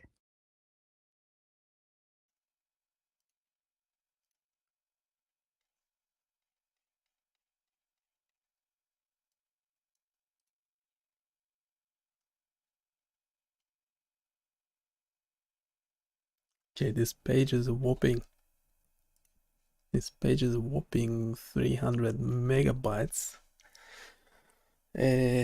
Question is, what are we turning this into? It's just going to be a blog, or ideal it will be an interactive web application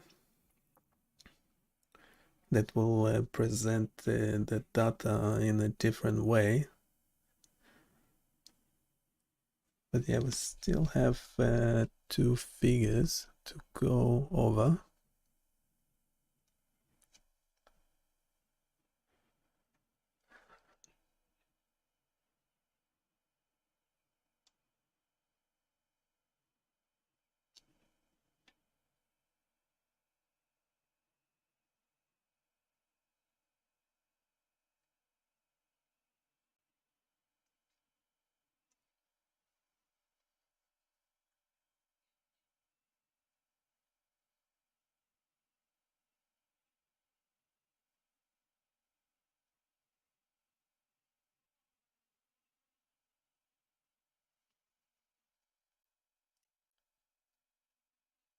Okay, this is all very, very interesting. You did a really great job.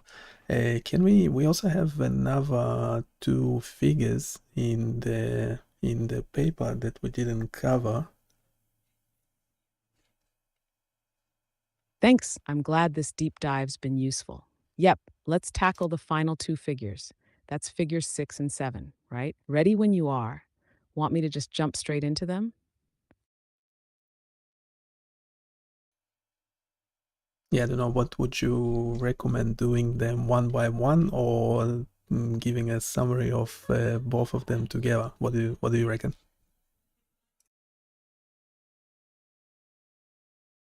Good question. They're related, but cover different aspects, so I'd recommend we go one by one. That way, we can keep things tight and clear without glossing over details. Let's start with figure 6, since it's a bit more technical and decoding focused. Sound good?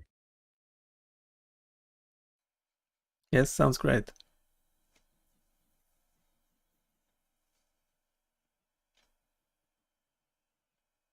Awesome. Let's dive into figure 6.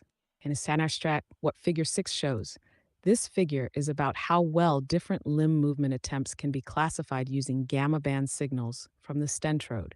Panel A shows classification accuracy for each participant across different movement types: right hand, left ankle, etc. Uses linear discriminant analysis (LDA) to classify go versus rest trials. Compares performance for low gamma 30 to 70 Hz and high gamma 70 to 200 Hz. Bars show mean accuracy. Error bars equal standard deviation across sessions. Participant 1 had best performance during bilateral ankle flexion, and participant 2 during right hand movement, consistent with earlier findings. Natter panel B, a polar plot showing classification accuracy per channel, arranged spatially to reflect their position in the stentrode, proximal to distal. It's basically a spatial map of decoding performance, what it tells us. Some channels are clearly more informative than others. Classification accuracy isn't evenly spread across the array. Suggests that signal quality and somatotopic proximity matter. The channels picking up motor-related signals from the intended limb give better decoding. Further supports that not all electrodes contribute equally, and some may not contribute at all. What's missing or could be better? They show classification accuracy per channel, great, but don't show confusion matrices. So we don't know if the model confuses different limbs or just rest versus go. No mention of cross-validation method, e.g. K-fold, holdout. So we don't know how robust the decoding results really are. Still no direct link to impedance or SNR per channel, so we can't tell if good decoding was good signal quality. So overall, figure 6 shows that the system can decode different movements with pretty high accuracy, but also highlights channel variability, which reinforces everything we discussed about signal source, electrode quality, and reliability. Want to move on to figure 7?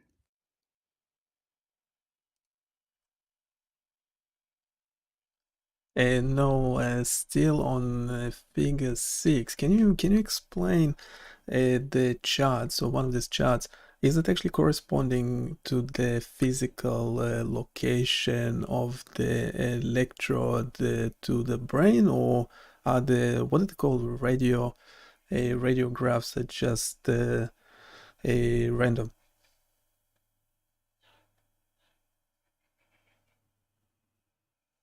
Great question. You're referring to figure 6b, the polar style plot, right?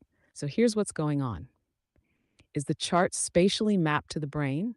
Sort of, but not fully. The outer ring of that circular plot shows individual electrode classification accuracy, with each wedge representing an electrode. The layout is not anatomically mapped to the actual brain surface, but it does follow the physical Right. layout of the electrodes along the stentrode, from proximal to distal, meaning from the base of the implant near the catheter insertion point toward the tip. So it's more of a device-based spatial map than a neuroanatomical one. Nash, does it correspond to cortical regions? Indirectly, because the stentrode is placed in the superior sagittal sinus. The more proximal electrodes may sit closer to posterior areas, like the supplementary motor area, and the more distal ones closer to precentral gyrus, motor cortex proper.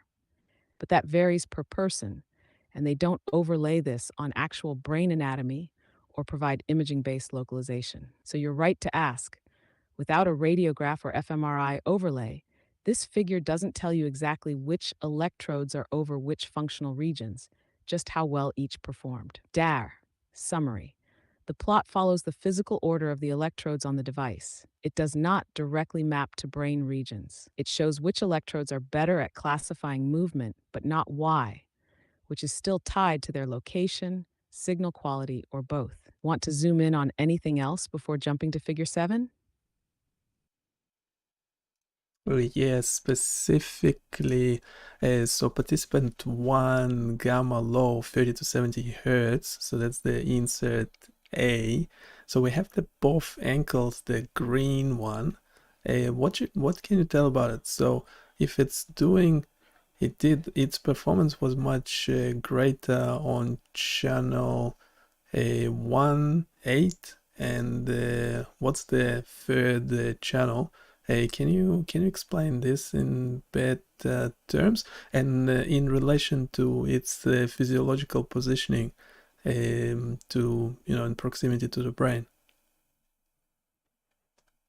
Sorry, I'm having issues right now. Could not understand what you said.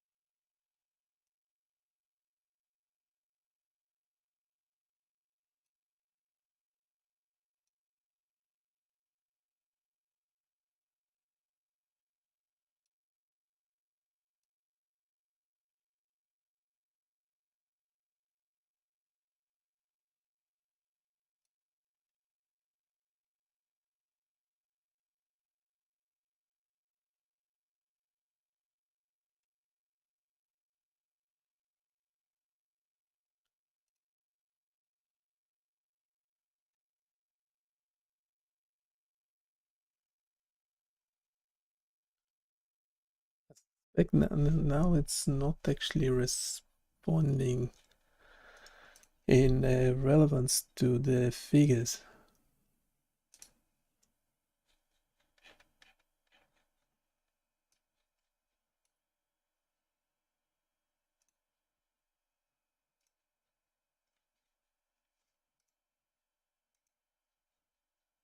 Can you actually update your response in relation to the actual figure?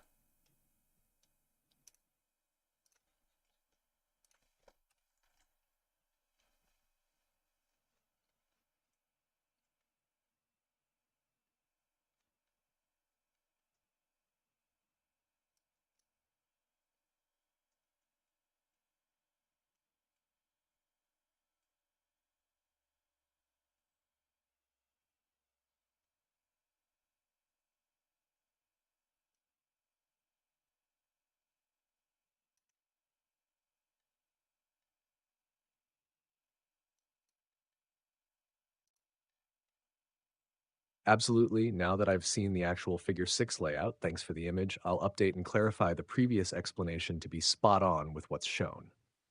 Updated explanation. Figure 6A for participant 1, gamma low, 30 to 70 hertz. Sorry, you're looking specifically at the polar plot showing depth of modulation DOM for 3 movement types: right ankle, red; left ankle, orange, both ankles, green.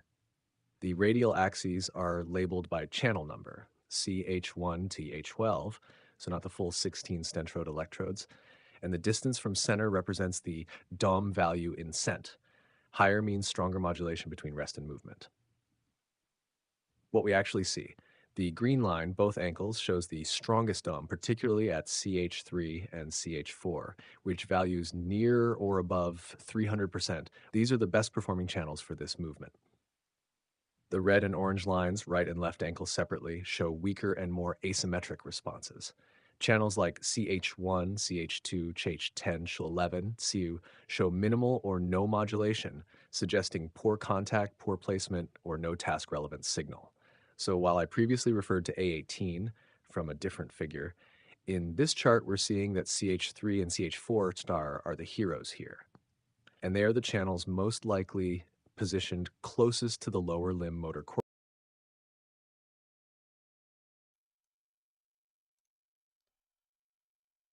Okay, that's actually incorrect. Can you check the figure again?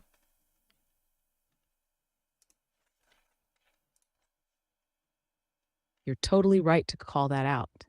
Let me correct that based on the actual figure 6 from the image. Accurate look at figure 6A. Participant 1, low gamma 30 to 70 Hz. The polar plot shows depth of modulation DM values across channels 1 to 12. Each colored line corresponds to a different movement. Red equals right ankle, orange equals left ankle, green equals both ankles. What does the figure actually show? The green line, both ankles, peaks sharply at channel 12, CH12. That means CH12 had the highest DOM, over 300%, for bilateral ankle movement. CH12 is significantly stronger than all other channels for that movement type. The red and orange lines, No, individual that's actually ankles, incorrect. stay much lower across all channels, That's peaking maybe incorrect. around 150%. It started hallucinating on me, which is weird. Very weird. I think we might need like a Python treatment for this.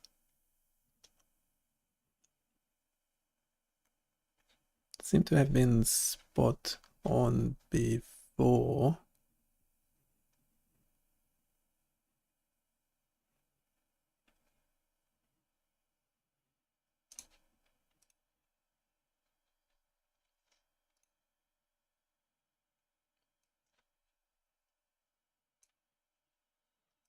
Wait, do we need a different?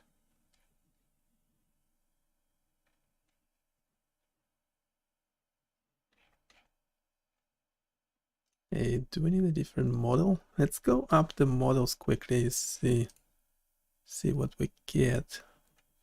Meant to be, yeah, for the both ankles, meant to be channel 1, 11, and 8 are the superheroes.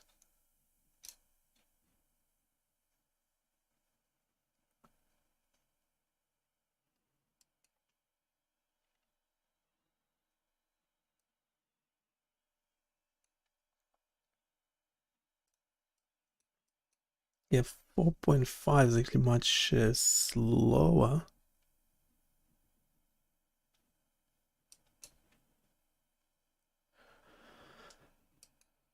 Yes, so the green.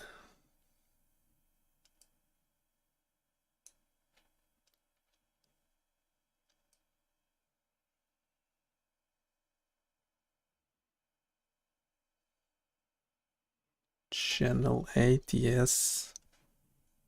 It is high on channel 1.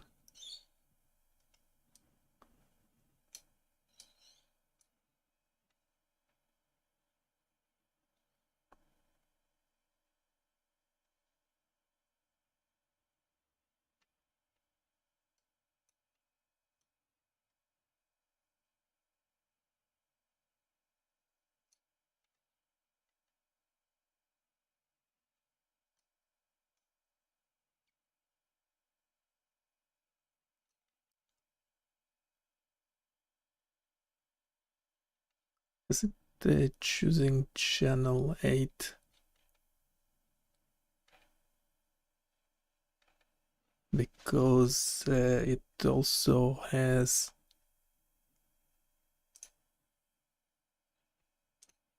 Wait, shall we go for in the voice model? It's to 4.5. Yeah. Okay, why did you choose channel 8? Considering channel 1 and channel 11 also have a very high depth of modulation. Could you explain that? Is it anything to do with the error bars?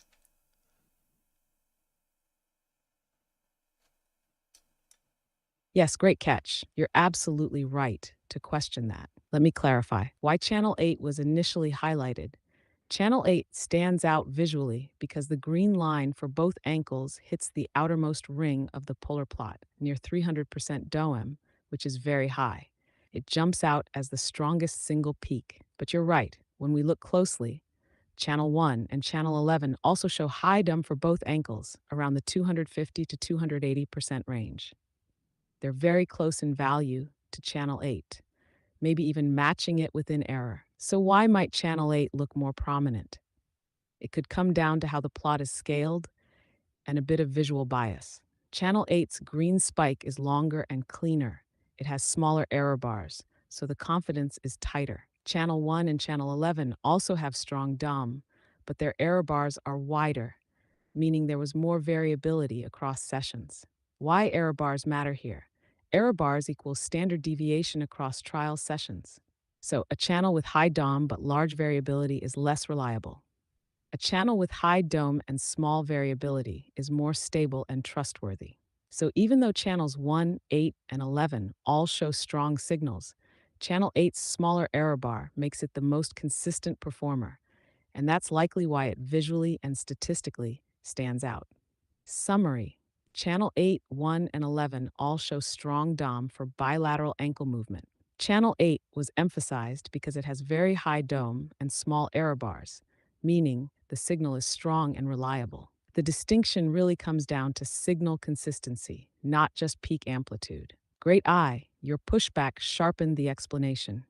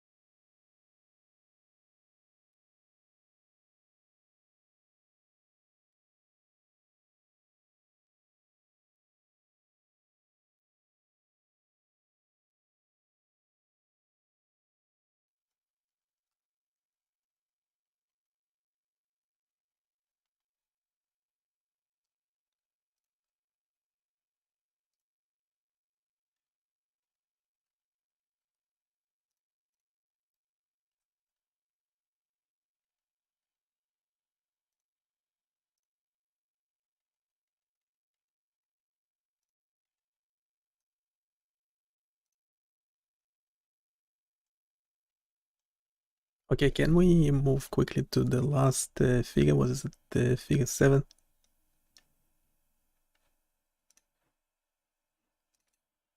Absolutely. Let's wrap this up with figure 7.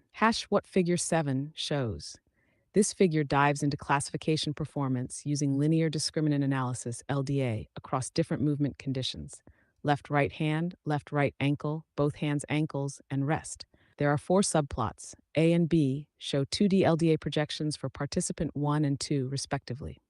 Each dot is a trial, colored by condition. The ellipses represent class variability, and crosses show the class means. C and D show Mahalanobis distances between and within classes, a measure of how separated or tightly clustered each condition is. Hash what it tells us.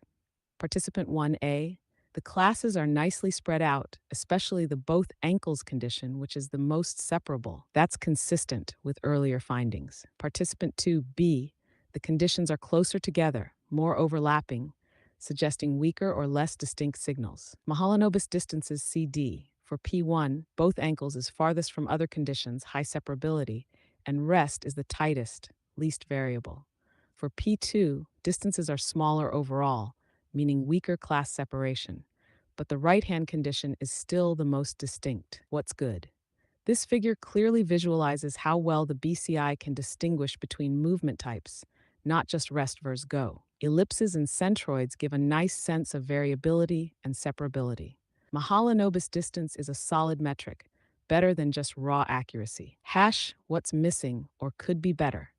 No confusion matrix, so we can't tell which movements get confused with which. No mention of how much variance. Yeah, actually, there is a confusion matrix. I don't know why.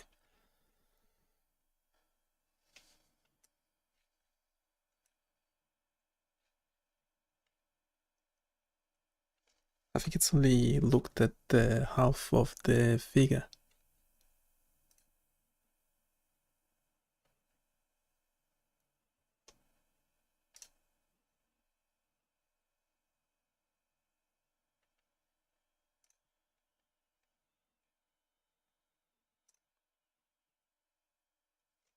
Okay, hopefully you can see the image for the whole figure. I think you only did the insets 1 A and B, but there's also C and D. Can you have a look and and update your previous response?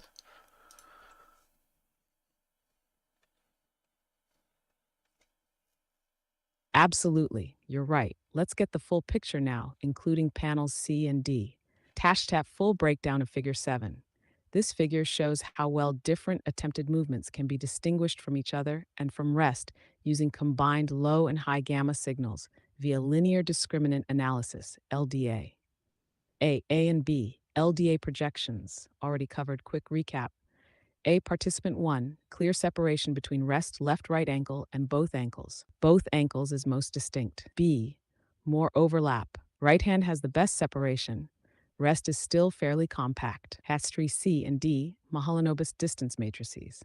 These show how far apart each condition is in LDA space between class and how tightly clustered each condition is within class.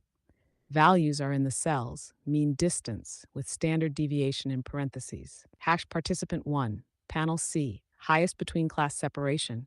Both ankles versus left ankle equals 3.82. Both ankles versus right ankle equals 3.38. Rest versus both ankles equal 3.18. Rest class has the lowest within class dispersion, 0.70. Takeaway, both ankles is the most distinct movement, and rest is very consistent. Participant 2, panel D, highest separation. Right hand versus rest equals 2.51. Right hand versus left hand equals 2.53. Rest again has the lowest within class distance, 1.23. Takeaway, right hand attempts are most distinct, but overall separability is weaker than P1. Hash why it matters.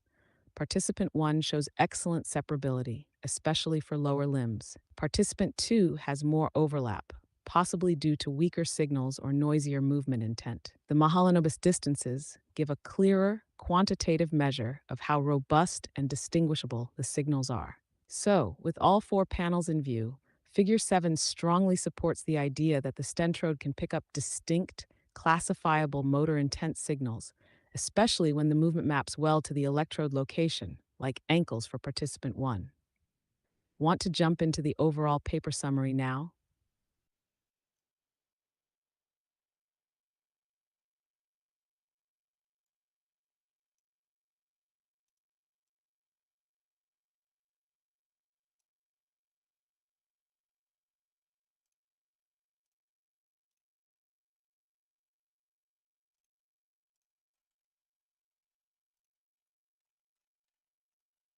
Hey, what do you mean when the movement maps well to the electrode location? Quick response.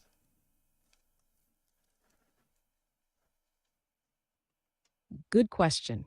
I mean, when the part of the brain controlling that movement is physically close to where the electrodes are. So, for example, the ankle motor area is right under the superior sagittal sinus where the stentrode sits. That's why ankle movement gives strong signals. It's a great anatomical match. Okay, and quickly, what's on the x and y axis in the in insets A and B, the LD1, LD2? Can you explain that?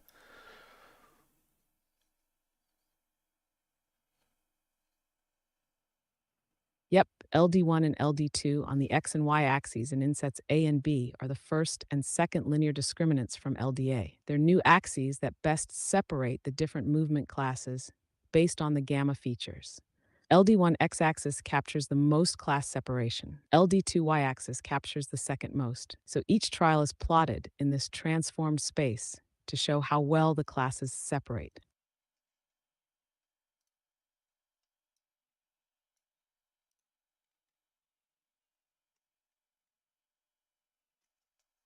Can you explain this in more general terms and in relation to figure 6?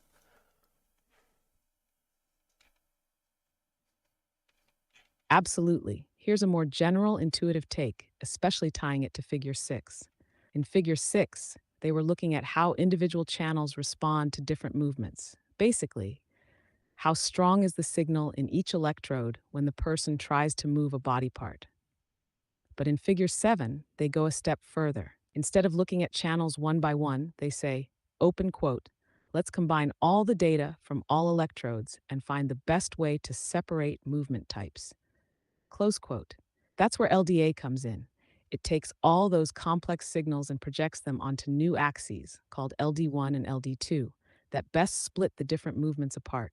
So Maisha's LD1 is the direction that best separates the classes, like ankles versus rest. LD2 is the next best direction for teasing apart the remaining differences. What you get is a 2D plot where each point is a trial, and how spread out those clusters are shows how well the brain activity distinguishes each movement. So, in plain terms, Figure 6 shows which electrodes are talking, Figure 7 shows whether those voices are actually saying different things.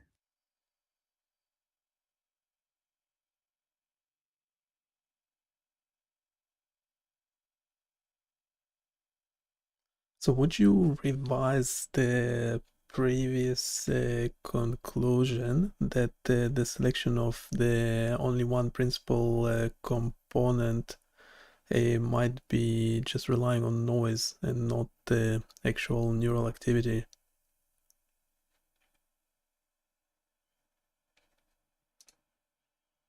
Great point. So, yes, with the context of Figure 7, we can now refine, not totally walk back, that earlier conclusion. Previously, we were cautious about using just PC1, principal component 1, because it could reflect noise or signals dominated by a single weird electrode, especially without showing its source. But here's the thing. In Figure 7, they show clear separation of different movement types across multiple classes using features from multiple electrodes. And they do this using linear discriminant analysis, not PCA. So what does that mean? It supports the idea that there's real classifiable neural activity in the gamma bands. The system isn't just picking up on an artifact that tracks one task cue, it's distinguishing multiple movements like left versus right ankle or hand versus rest. So the signals likely have biological meaning, not just coincidental noise. But our earlier caution still stands. The use of only PC1 in earlier D analysis, Figure 5, is still a bit risky because it doesn't show what's driving the separation. Figure 7 strengthens the overall claim that the system can decode real brain signals, but it doesn't fully explain which signals PC1 was reflecting. Bottom line, yes. With Figure 7 in view, we can say the overall system is likely tapping into real functional brain activity, not just noise. But the earlier PC1 only D analysis is still a bit opaque and could have used better validation. I don't understand something. The analysis, the PC, the principal component analysis from Figure 5, did it carry on into Figure 6 and 7? Can you explain what the relationship is?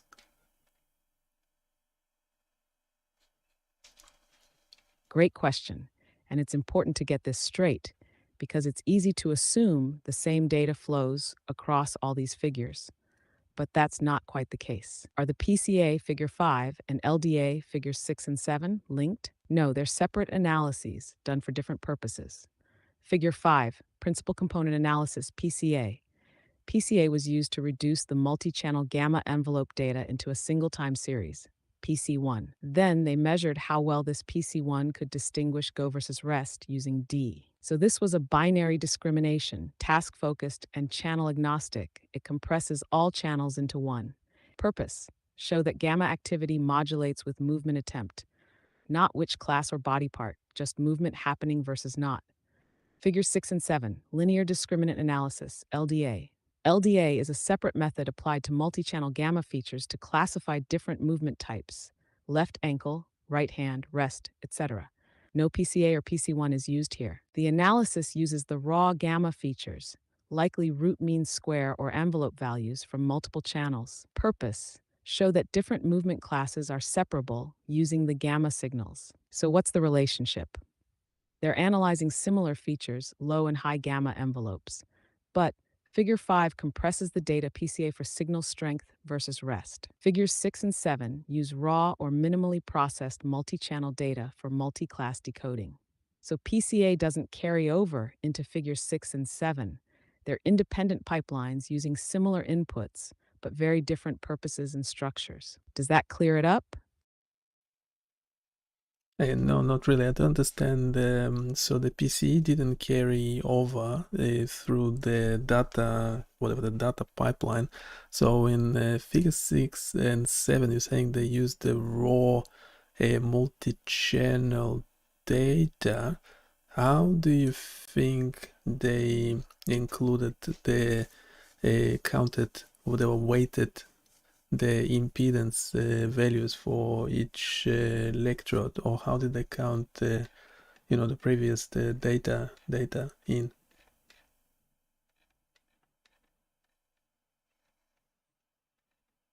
Ah, I see what you're asking now, and you're totally right to dig into that.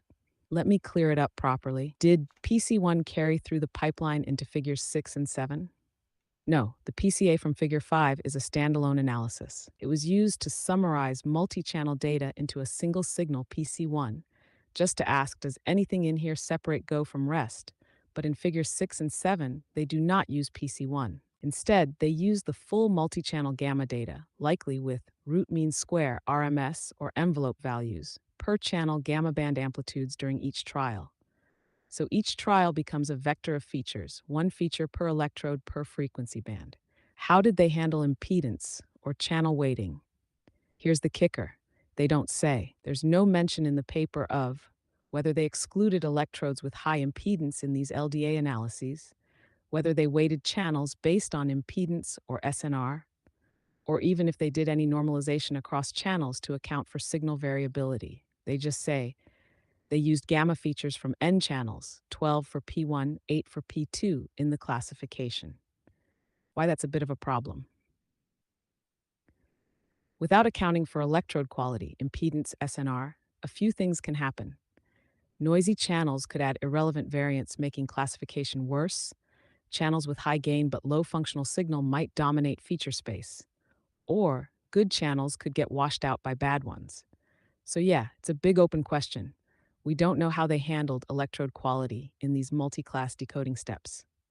Summary: PC1 from PCA, figure 5, is not used in later figures. It's a separate single signal analysis. Figures 6 and 7 use multi-channel gamma data directly, not PCA reduced. They do not account explicitly for impedance or channel quality in the classification pipeline, and that's a limitation they don't discuss. Super important observation, and one that absolutely deserves more transparency in the paper.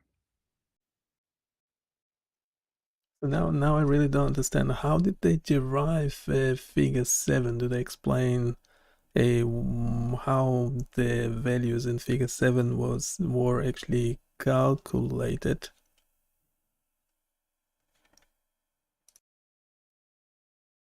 Yeah, totally fair question. And you're right to be confused because they don't fully explain it. Let's walk through what they do say and piece it together. What's shown in Figure 7? They show A and B, 2D LDA plots of trials across movement classes, C and D, Mahalanobis distances between class centroids and within class variants. This implies they, 1, took gamma features for each trial, probably averaged RMS envelope per channel for low and high gamma. 2, built multi-class feature vectors, so each trial is a row, each feature is a gamma band from a channel. 3, ran linear discriminant analysis LDA to project that data into 2D4, measured how far apart the classes are in this LDA space, i.e. Mahalanobis distance. What does the paper actually say? From section 2.4.5, open quote, we then applied linear discriminant analysis LDA to classify movement conditions based on extracted gamma features, close quote. And then, open quote, the gamma features were averaged across each trial to reduce data dimensionality, close quote. That's the most detail they give. So from that, we can infer each trial becomes a vector of features, likely one low gamma and one high gamma value per channel. These are then used as input to LDA. The LDA projection is used to plot figure 7a and 7b and to calculate Mahalanobis distances for C and D. What they don't explain: no detail on preprocessing. Are signals normalized across channels? Cross sessions? No mention of channel selection or weighting. Did they remove noisy channels? Were high impedance electrodes included? No info on trial balancing. Were there equal numbers of trials per class? So, yeah, while the general method makes sense, they don't give enough specifics to fully replicate the analysis, and they definitely don't explain how channel quality or impedance variation was handled in Figure 7.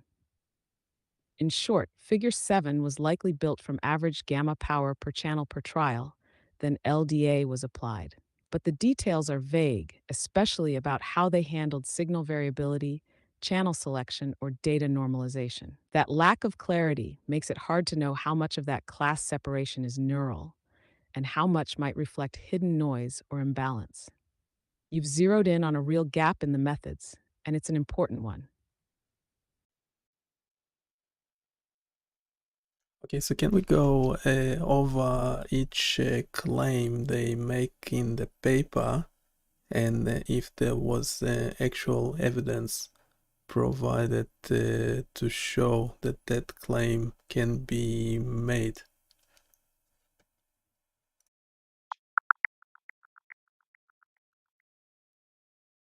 Great. Let's go over the main claims made in the paper and whether they actually provide evidence to support each one. I'll keep it punchy and focused. Claim 1: the stentrode can detect volitional motor related neural signals in people with ALS. Evidence? Yes, they show amplitude modulation in low and high gamma bands during attempted movements using PCA, DOM, and LDA analyses, figures 2 to 7. Statistical tests, ANOVA, Wilcoxon, confirm significant differences between rest and movement. Supported. Claim 2: these signals are stable over a 3-month period. Evidence? Yes, they show D values and SNR trends over time, figure 4. For P1, they even ran regression on D over time and reported a trend. However, variability increases in P2 and D decreased over time for P1 in low gamma. Partially supported, needs longer follow-up. Claim 3: high classification accuracy of motor intent, 90% for P1. Evidence? Yes, reported classifier accuracy in figure 7 and throughout. P1, up to 91.43% across different movements. P2, around 70% on average. They used LDA with leave one out cross validation, so it's valid. Supported, but accuracy is variable across participants. Claim 4: the stentrode supports multi-class decoding of different limb movements.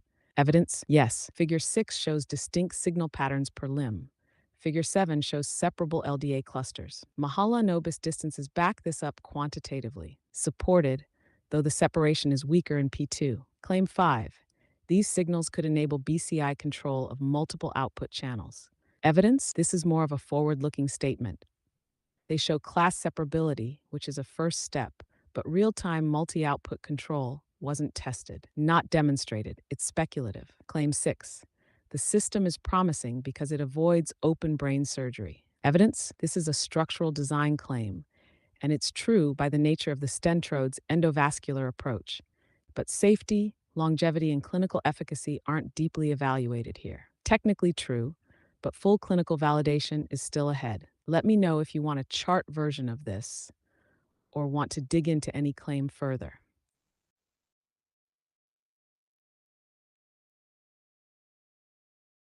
Yes, it will be great if you could create a chart version of this and also provide the summary, because we already spent too much time on this paper, considering they're not publishing, they're not releasing any of the data, so it's actually hard to check any of the claims, does it?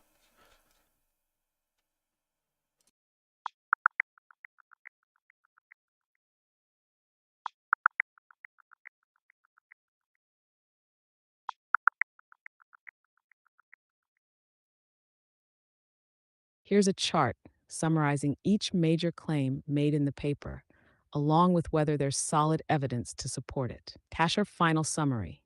This study presents strong evidence that the stentrode can detect gamma band neural activity linked to attempted movement, especially in participant 1. The classification accuracy and class separability, especially for lower limbs, is impressive, at least in offline analysis. But the big limitations: no access to raw data, no clear handling of electrode variability or impedance, PC1 analysis is opaque, and no real-time control or clinical performance validation. So yes, it's a technically impressive and exciting step forward, but without open data and more transparency, it's hard to fully verify the depth of the claims. Want to move on to another paper or topic?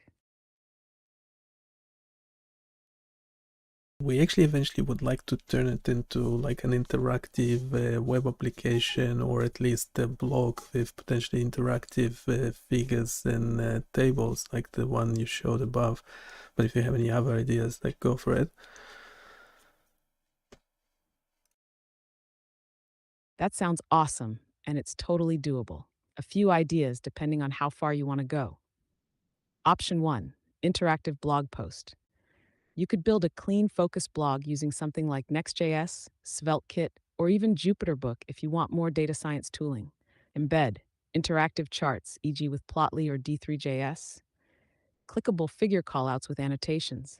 Highlighted claims with toggles for what they said versus what we found. Option 2, full web app, BCI Claims Explorer. A minimal but powerful web app where users can select a figure or claim, view original text, your evaluation, and interactive plots.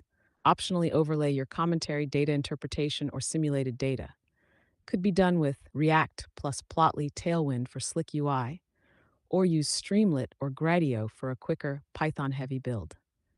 Bonus, annotated paper reader. You could even create a PDF viewer with side-by-side interactive annotations, so users read the paper and click on flags where you've raised questions or added clarifications. Sort of like a collaborative pub peer, but built around visual interactivity. Which direction are you leaning? Lightweight blog, full tool, or something hybrid? I'll have to continue this next time, unfortunately, but hopefully we'll have something running. Everything we do, oh, maybe like a knowledge graph and stuff, but yeah, we'll do this next time. Everything we do on this channel is eventually available on bionichaos.com, so go check it out and provide your feedback. And I'll see you next time. That sounds amazing. Seriously, can't wait to see what you put together on bionichaos.com. A knowledge graph would be such a cool touch too, especially for mapping claims, figures, methods, and evidence. Looking forward to picking this back up next time. Good luck building it out. It's going to be a killer resource.